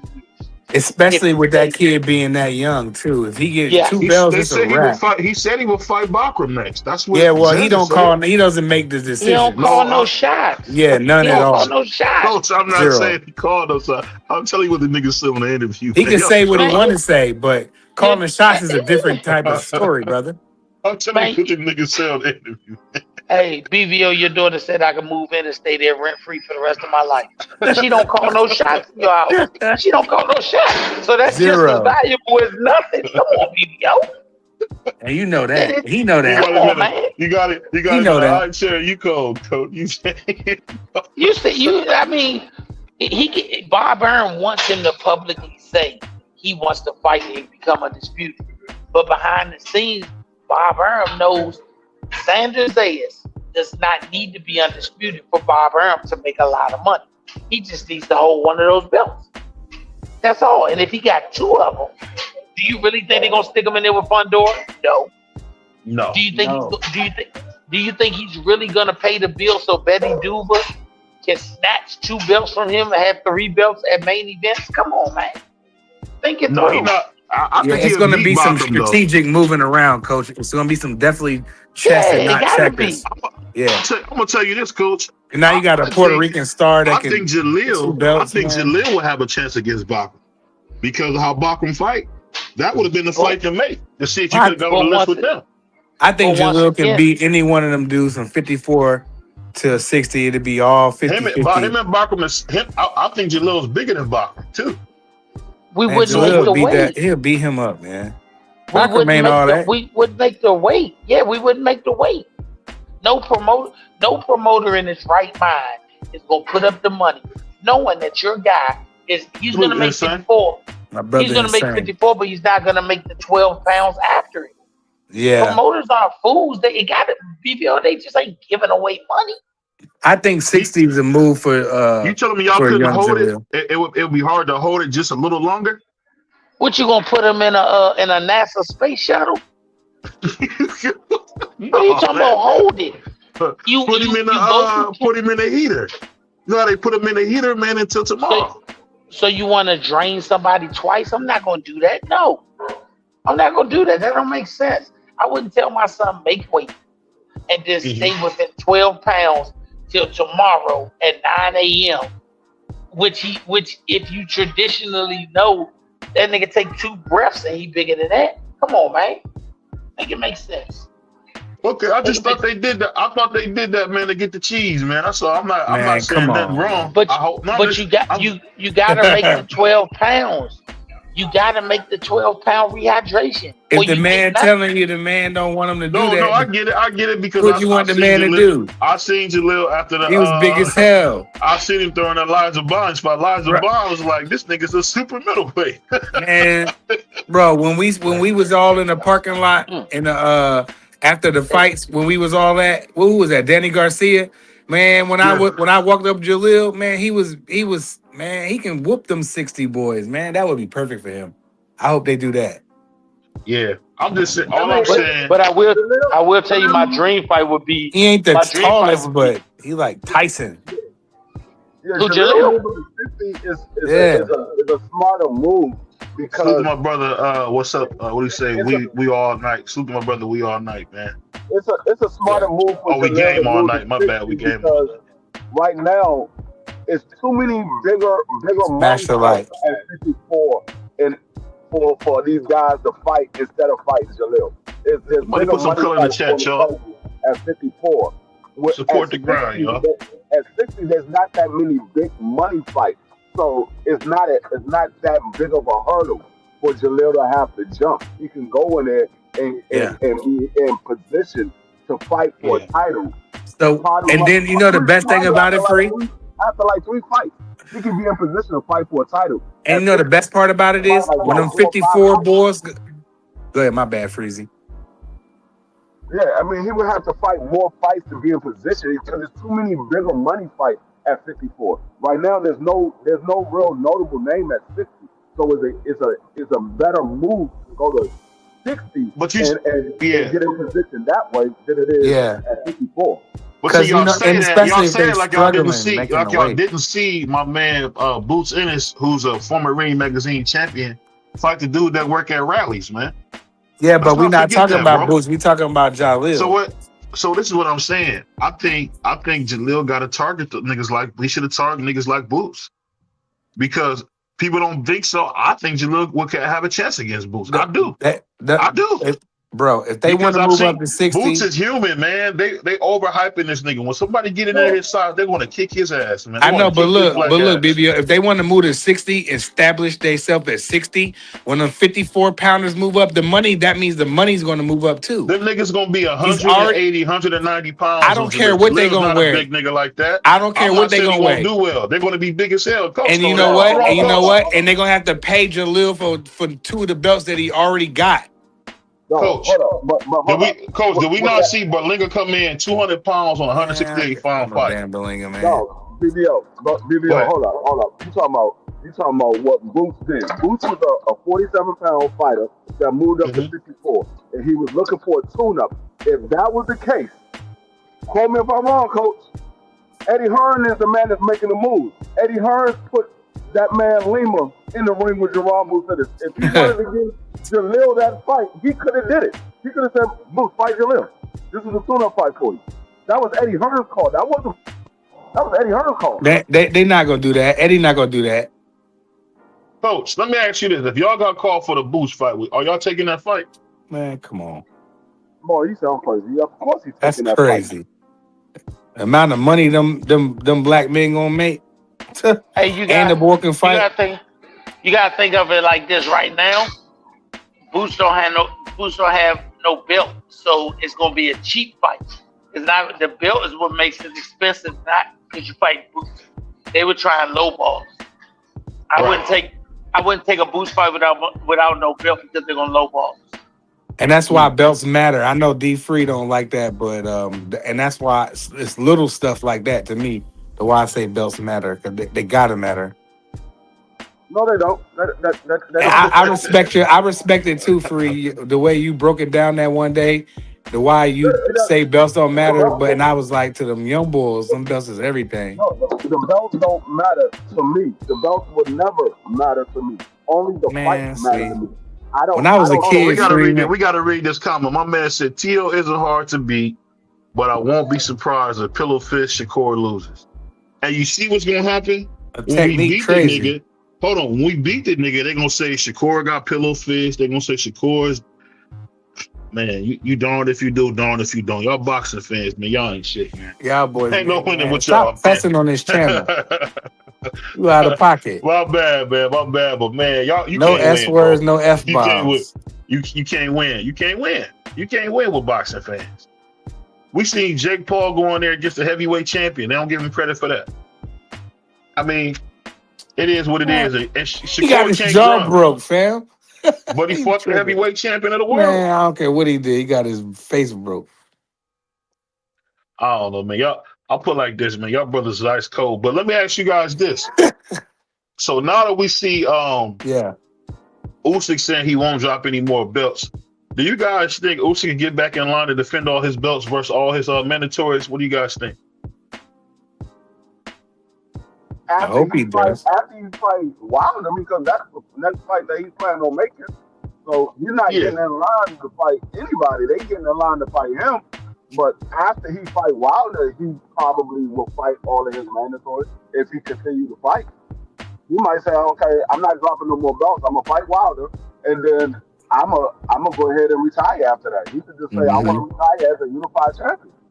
Or he could say, I want to fight for my other belt again and retire as an undisputed champion. Whatever he decides to do is what he decides to do. He's not fighting no mandatory right now. He's about to fight Wilder. That's crazy. That boy Usyk is a wild boy. Usyk can do what he want, bro. You know? Hold on. No, he can't. Not what he got belts. Yes, he can. He can do what he want. No, he can't do what he want. He got belts. He can't do what he want. If he Man. drops those belts, he can do what he wants. But as long as he don't know belts, he has 3 mandatories that he has to fight. Even if he dropped, all right, you said he's fighting Wilder next, right? Yeah. Let's say he dropped 2 of them belts and keep 1. That fight is, it's still what it is. You know what I mean? It don't matter. Usyk can do what he wants. He don't need all belts. Usyk don't need. All right, Free just said belts don't matter to him, and the reason why he say that because Usyk don't need no belts to fight nobody. Everybody know who the champ is. You know what I mean? At this point, so that's why Free. Let me just say this. That's why Free act like that. Strike, red lightning! Give power to my nigga sword! Yeah. My nigga sword is strong. Pause. Because I know you Marky Dan niggas like to act crazy when I say stuff, but hold on, no, Coach took the whole fun out of pause. Coach ruined pause. Nah, Coach told you why it shouldn't be pause. No. Like what I said. Coach years ruined ago. a fun game for no reason, didn't you, Coach? It's corny. I don't want to play the pause game because if I say something and then y'all come up here and embarrass me in front of my family when they be listening and stuff, man, I don't need that, man. We're just talking about glizzies and stuff, and y'all niggas is crazy. I'll tell you why belts don't matter to me. I'll give you a perfect example. Right now, what's the better fight to have? Devin Haney in a rematch for Ryan? Clean, no weight issues, no drugs in the system. Fight Lewis Crocker. The better fight is the Ryan Garcia rematch. But it would be for a belt because Devin's the champion. No, that's better for Devin's resume. But you're not going to tell me it's a bigger fight for Devin to fight Lewis Crocker over Ryan Garcia. I think it'd be bigger if Devin fought number Lewis Crocker, wise, get 2 belts, and if Ryan could beat Mario Barnes, which he could easily and they was to fight for 3 belts. I didn't put Mario in this situation. I said Ryan Garcia or Lewis Crocker. I didn't put Mario in this situation. Everybody's gonna want to see the get it back in blood fight Free. So that's a no-brainer. Because most people don't know who Lewis Crocker is, but he has a belt. Most people don't know who he is. Let me ask you this, Coach, and this is something I was looking at. We salute my brother Doug Rice, so he made it back in. He fell down the steps for a second. But, Coach, let me ask you this. I was watching Fabio Worley fight, and how are fighters able to get to the top of boxing and have no real skills? All they have is, like, 1 punches or, you know what I mean? I would call them, like, gadget fighters. How do gadget fighters get to the top of the world with no real, like, fundamentals? How is that possible, Coach? Promoters and social media. So promoters, social media, and podcasting. That is how it's done. Because if you think about it, everybody put up all the arguments they want to put up about why Jaleel shouldn't fight Zan. But I don't see any of them putting the same argument up why Ryan is getting a title shot after coming off 3 dismal fights in a row. Right. Yeah. So we should go ahead and fight for one of these 60 belts. Jaleel should fight for a 60 belt next. Since we can do anything, right? So I know you've been talking a lot about the Turk, Coach. What is going on where you see Shiraz and the Checo can't come to a agreement, and these are supposed to be Turkey's guys, and they go on a purse bid? What is that? What's going on with Turkey? Is Turkey out of money, or what's going on? Why are these guys going to purse bid? Man, you can't say a man who out of money who can stick a cup in the ground and pull it up is out of money. Come on, man. No, I'm asking you, man. Does Turkey Al-Sheikh own both of those guys? I know Shiraz is with him for sure. I didn't ask about one. He doesn't own both of those guys. If I'm not mistaken, Pacheco has a promoter. Good. Pacheco is with Bob Arm. So if Pacheco got a promoter and the Turk and his team are saying, hey, we're going to give boxing a new look and take it over, I'm not going to keep supplying another promoter's fighters with money. If you want to be with me, be with me. If you don't, I hope he got money for you. He ain't got no TV, so he ain't got no money. I love Coach. That brother get right to the That point. might be another fight that the Puerto Rican promoters that just put on the Matias fight. They might put up the money for that fight. Yeah, because I was shocked to hear Shiraz and Pacheco couldn't get that fight done. Because I didn't heard Turk go so crazy about Shiraz, how much he loves what he's doing with boxing, loves his improvements, all that, and then let's see it go to purse bid. So you don't smell blood in the water on this one, Coach. I mean, but you got to look at it. If the Turk is taking over boxing, thank God somebody taking it over that got a bigger, broader face about what's going on. I'm loving it. If he's taking it over, the only way you take over is to bleed a block. And if you all want to keep staying on the top ranked block or on the other block and not want to come over to the block who've been paying you, now he got to bleed you. So if they happy with their promoters, all these guys, stay with them. See what they can get you. Do you not see that promoter by promoter, they're losing television deals? Yeah. You know what makes Bob Arum and the top 5 promoters better than your neighborhood promoter? They have a television deal. You take television away, they're no different than your neighborhood promoter. Why is ESPN out of boxing? That's what I don't get. They're supposed to be the worldwide leader. Because Man, they don't want to spend no money. Because all the promoters ran them dry. They ran them dry. They asked for top dollar for subpar fights. Boy, they was giving away money at one point in boxing. You know what's funny? The best fight we got on Top Rank, if we being real, when they was on ESPN, is Teo versus Lomachenko. That's the best fight we got. Or you could say Devin versus Lomachenko. Yeah, I don't agree with that. What was the best fight you got?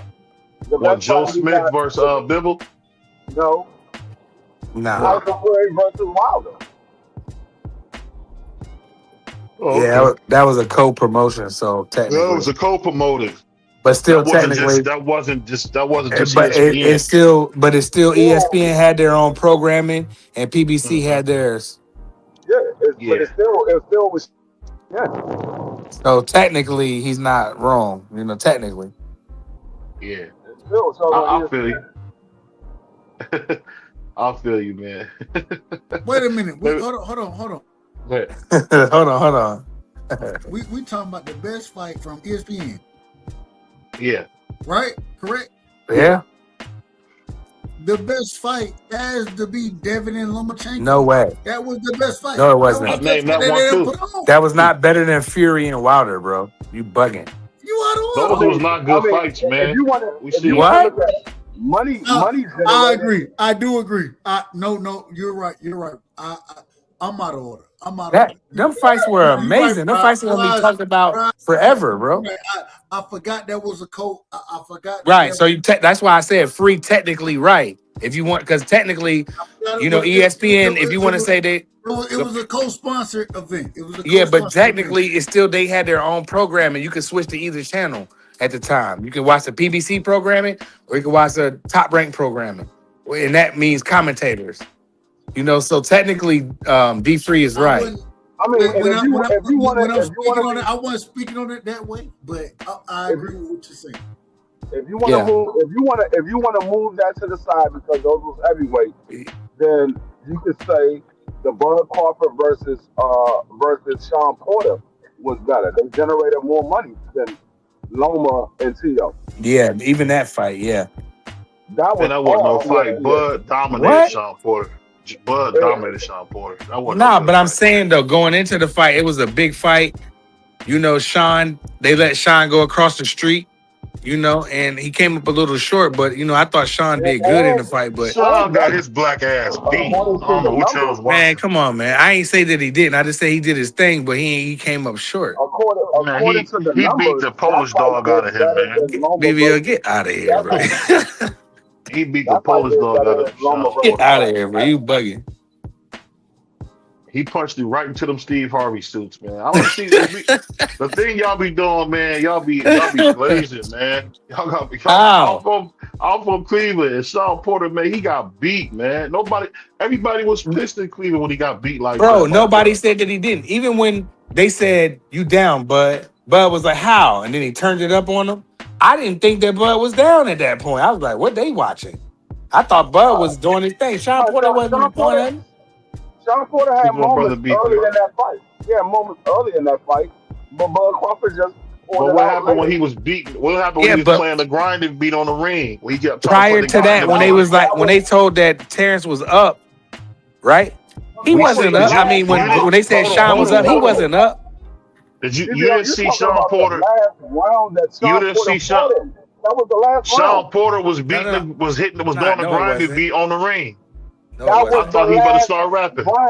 No, it wasn't free. They didn't make it 12 rounds. No, that was the last round he fought in it. That was the last round.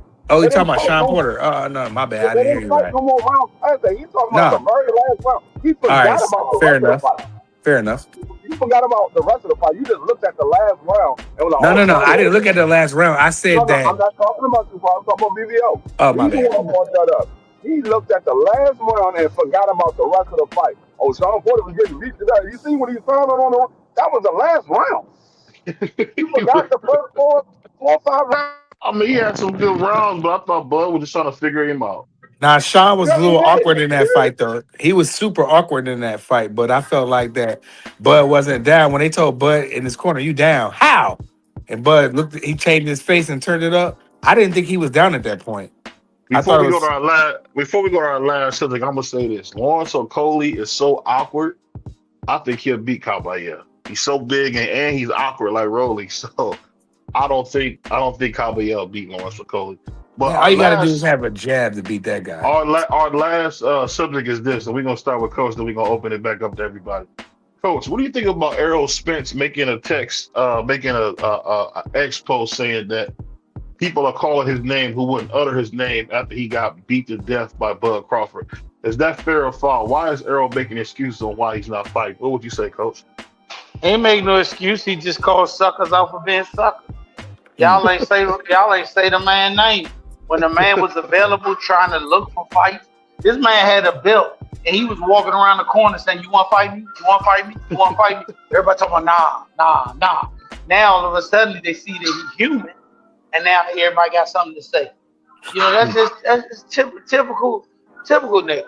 You know, when the man was in his heyday, none of them wanted to fight him.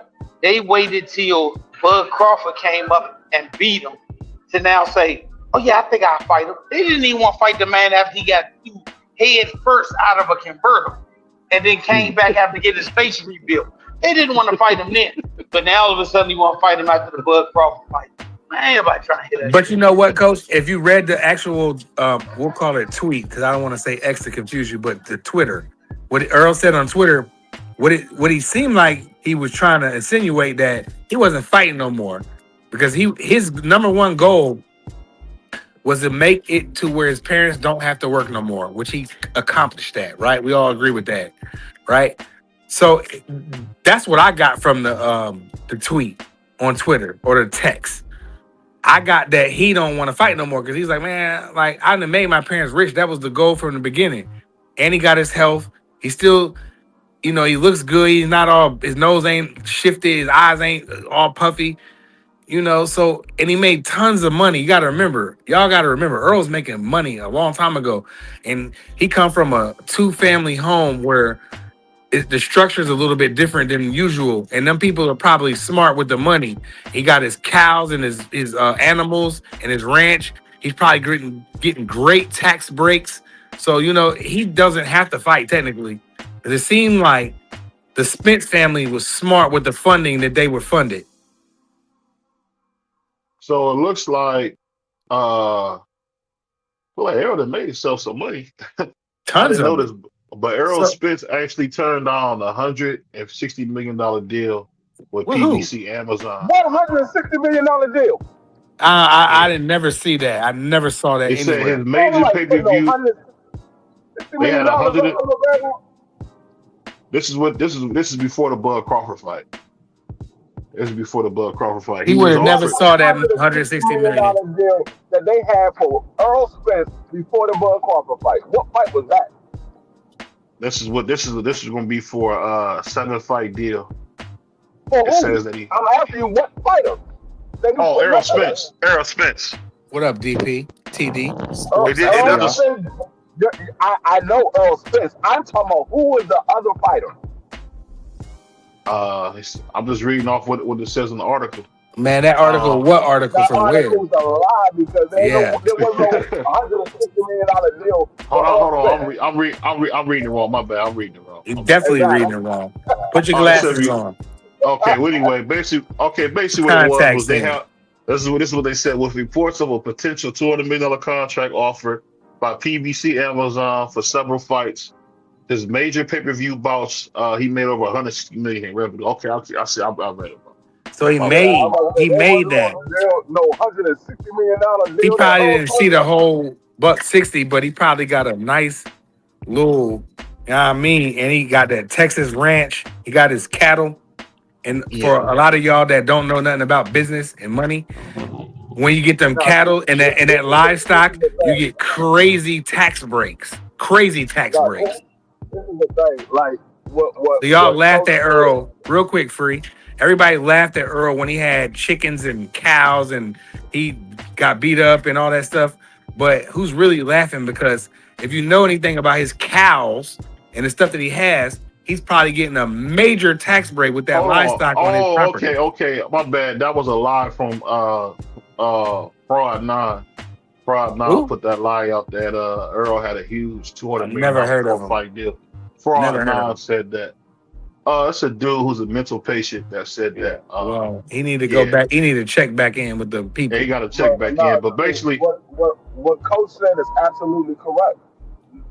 These guys wasn't mentioning Earl Spence's name, and now you want to call out a guy. In his last fight, we've seen him get beat up and get stopped. He hasn't fought since 2023. You want to call out that guy instead of fighting a guy that you try to put on a short notice.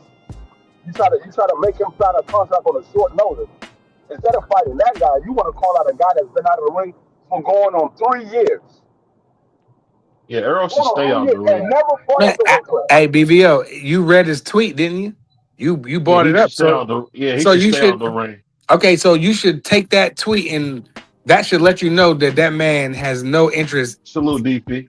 You got to make a big offer for him to come back, BVO. Errol Spence will be known as SOFT, soft, because he took one loss and he never fought again. That's the corniest thing. No, it's not. There's tons of fighters that lost. Bernard got knocked out of the ring in his last fight, but that doesn't make him. Bernard had went on an unprecedented run. Okay, well, Earl in his time and day, he went on a good run, and he lost a fight. And he made tons of money, and he don't want to. And he's been through so much outside of the ring that he doesn't have that fire no more, and that's okay. That doesn't mean he's less of a man.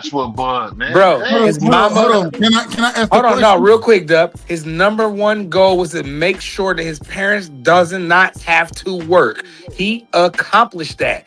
If that's what that man feel like he don't have nothing else to do, then he can go chill with his kids, grow his dreadlocks, go go to Turks and Caicos. DP, I get what you're saying. The marvelous one.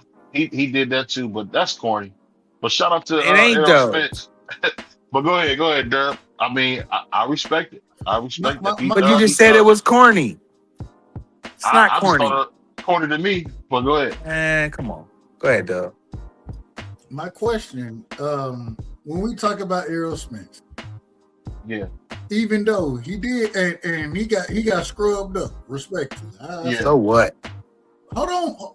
The man finished, man. The man act like I can't say one word. All I said was so what, and I didn't say nothing else. Go ahead, Doug. My bad, Doug. I'm out of order. No, it's okay. It's okay. And I agree with you. I agree. So what? I'm not worried about that. What I'm saying is that I still think that Errol Spence has something to give to the sport. But at the same time, when we talking about, man, put him in to get scrubbed up, man, I think EJ can still fight if he wants to. If he's dedicated, if he's gonna put the time and the work in. I don't know if he's doing that. That's not my concern. But if he say he want to come back and fight, hey, come back and fight. If he don't want to, it ain't no problem. In my opinion, he a Hall of Famer. In my opinion, you know what I'm saying? I think he did the heavy lifting, and regardless of what Bud did to him, and let's just be honest, Bud put hands on that man. Respect. Yes, he did. He fucked him, or excuse my language. I apologize. He trashed him. Yeah. He beat the brake shoes off of EJ. That was the time I thought the brake shoes was in the middle of the ring. He ripped the pockets off his jeans. Man, my goodness. But at the same time, we still say that Bud is, in my personal opinion, the ATG. Just because you lose to an ATG don't make you anything less than a great fighter. And I think that's what Errol Spence was. I wish he would have had more fights against some of the other guys, but he did the heavy lifting in the division for Undisputed to even happen. And he lost one fight. And he lost. But he put the work in. Yes, he did. That fight that happened. And when his people was telling him the fight shouldn't happen, he said, "Man, dang all of that. Let me call. Hold on. Let me talk to his people." Was trying to give him the move up because they knew that if he tried to make 47 again, it was going to be his demise. But he's such a real nigga to me. He just did. He did. And he comes from a good family. He doesn't need the. Y'all got to understand. He doesn't need the money. He don't need it. I'm not talking about the money piece of it, though. No. I'm not talking to you, dude. I'm talking about just the people. Prize, you rich. That's why you talk like that. You rich. Okay, so coming from a 2-parent home, but I had a stepdad, but I still call it a 2-parent home, right? I got my grandparents to this day. If I was pretty good at something at boxing, and I went to the highest level, like Dub said, I did all the heavy lifting, and I came up short. And my family, and my grandparents, and my parents, and my sister, and my son, and my daughter, the big one, that can understand, be like, Dad, we don't got to do this. We cool. And I'm chilling with them every day. And Dad, you don't got to fight no more. It's cool. You lost one time. But da-da-da. You did this. You did that. We got this. We got that. They probably talking to that man. That man, if y'all looked at his tweet today, y'all better go read it. That looked like that man has no desire to come back because he got tons of money. He come from a good home who can manage the money, and they got the livestock. Bro, that man. It ain't registered in you. Listen, nigga, it still ain't registered. And BVO like jokes, but y'all know what I'm saying is real, true. I'll be right back. I'm listening, though. I'm listening. Y'all know, and y'all know in the chat that I'm right. That their number one goal is to make it Jaleel and his family. Let's use somebody we close to, right? Their number one goal is to get the money and get the F out of there. Jaleel fought for $50 million next Saturday. We're not gonna see him for a minute. Sunday morning. No, right. We're not gonna see Jaleel forever. They're gone. So Earl did that. I'll say this. I will say this though, Coach. Earl did take home a $25 million check. Man, them boys, them country people is good. Earl pretty much was doing pretty good with his money before anyway. So it's just because of that 2-parent household. Yeah. And I'll be honest, man, that's what marriage is so important, because you never get the money you should get when a family breaks up. Yep. Or if you keep your original wife, you really can do some really special things because you're not always starting over. There's so many dudes that's been married 3 and 4 times. Hey, BVO, it ain't even about your original wife. It's about your original family. Like in my family, all I have is my grandparents, my parents first, because you missing what I'm saying. I got my parents next, and the kids and my sister and her kid. That's it. You know why Chico did his thing? He kept his original wife. Yep. Getting divorced. hold on, let me finish before you go. Getting divorced and stuff pulls you back. Mm-hmm. But if you able to make it work with your original wife, you get way more money than you ever get than if you break up the family. Those are facts.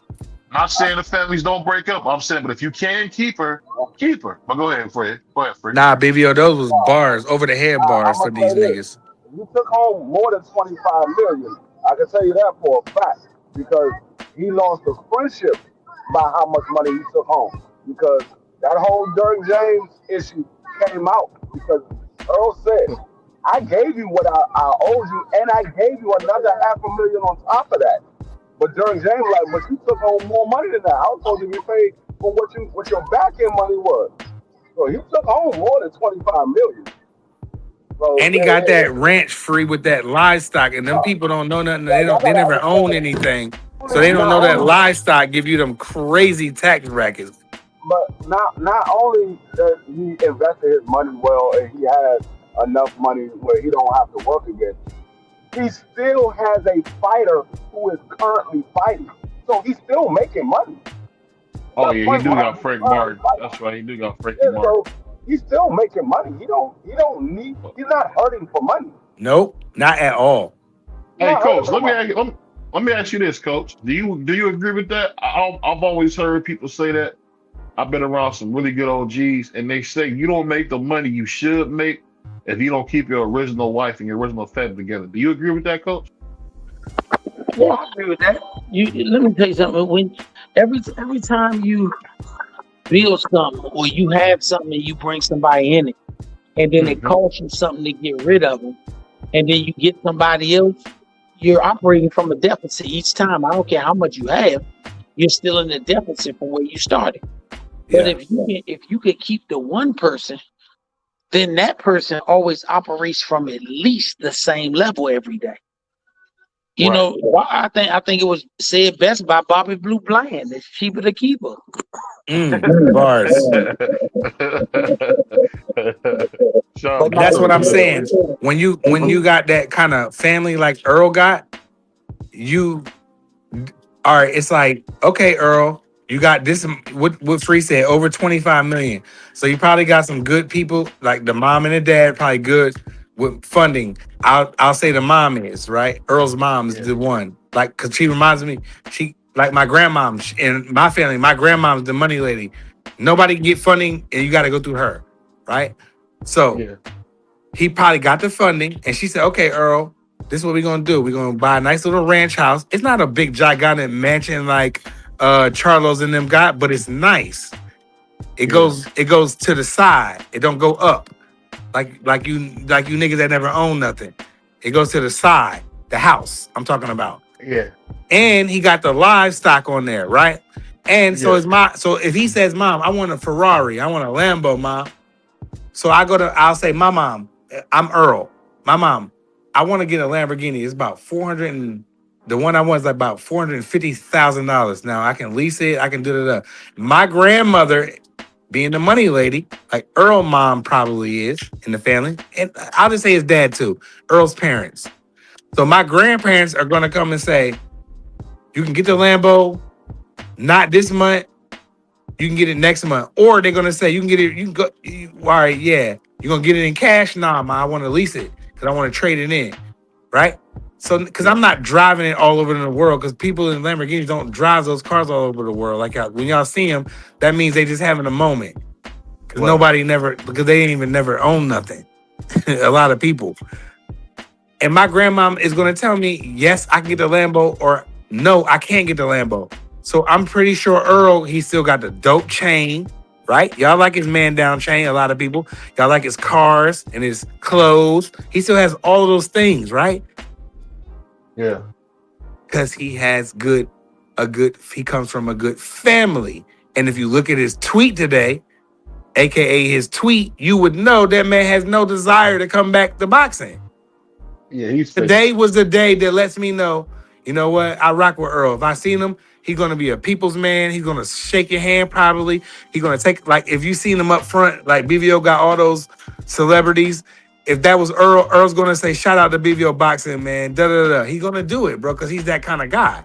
You know what I mean? So he still can go anywhere and do whatever he want, and nobody's gonna shame him, bro.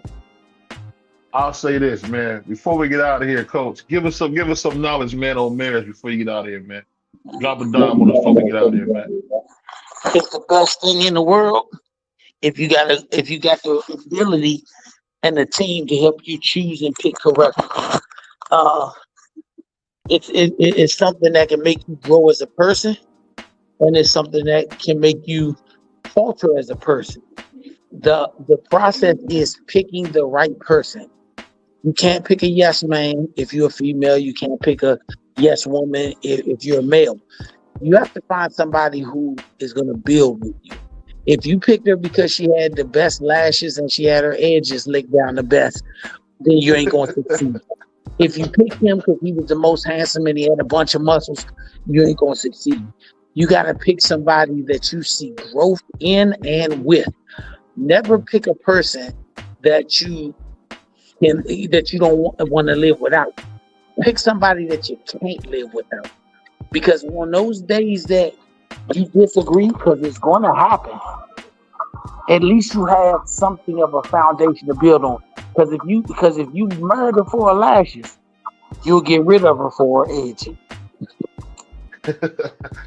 On that note, man, we're going to be back tomorrow, man. Shout out to Coach. Shout out to Puerto Rican Free. Yeah, shout out to my man Doug right side, my right hand man Prize. We'll be back tomorrow, man. We're going to try to do better tomorrow, man. Shout out to everybody in the chat.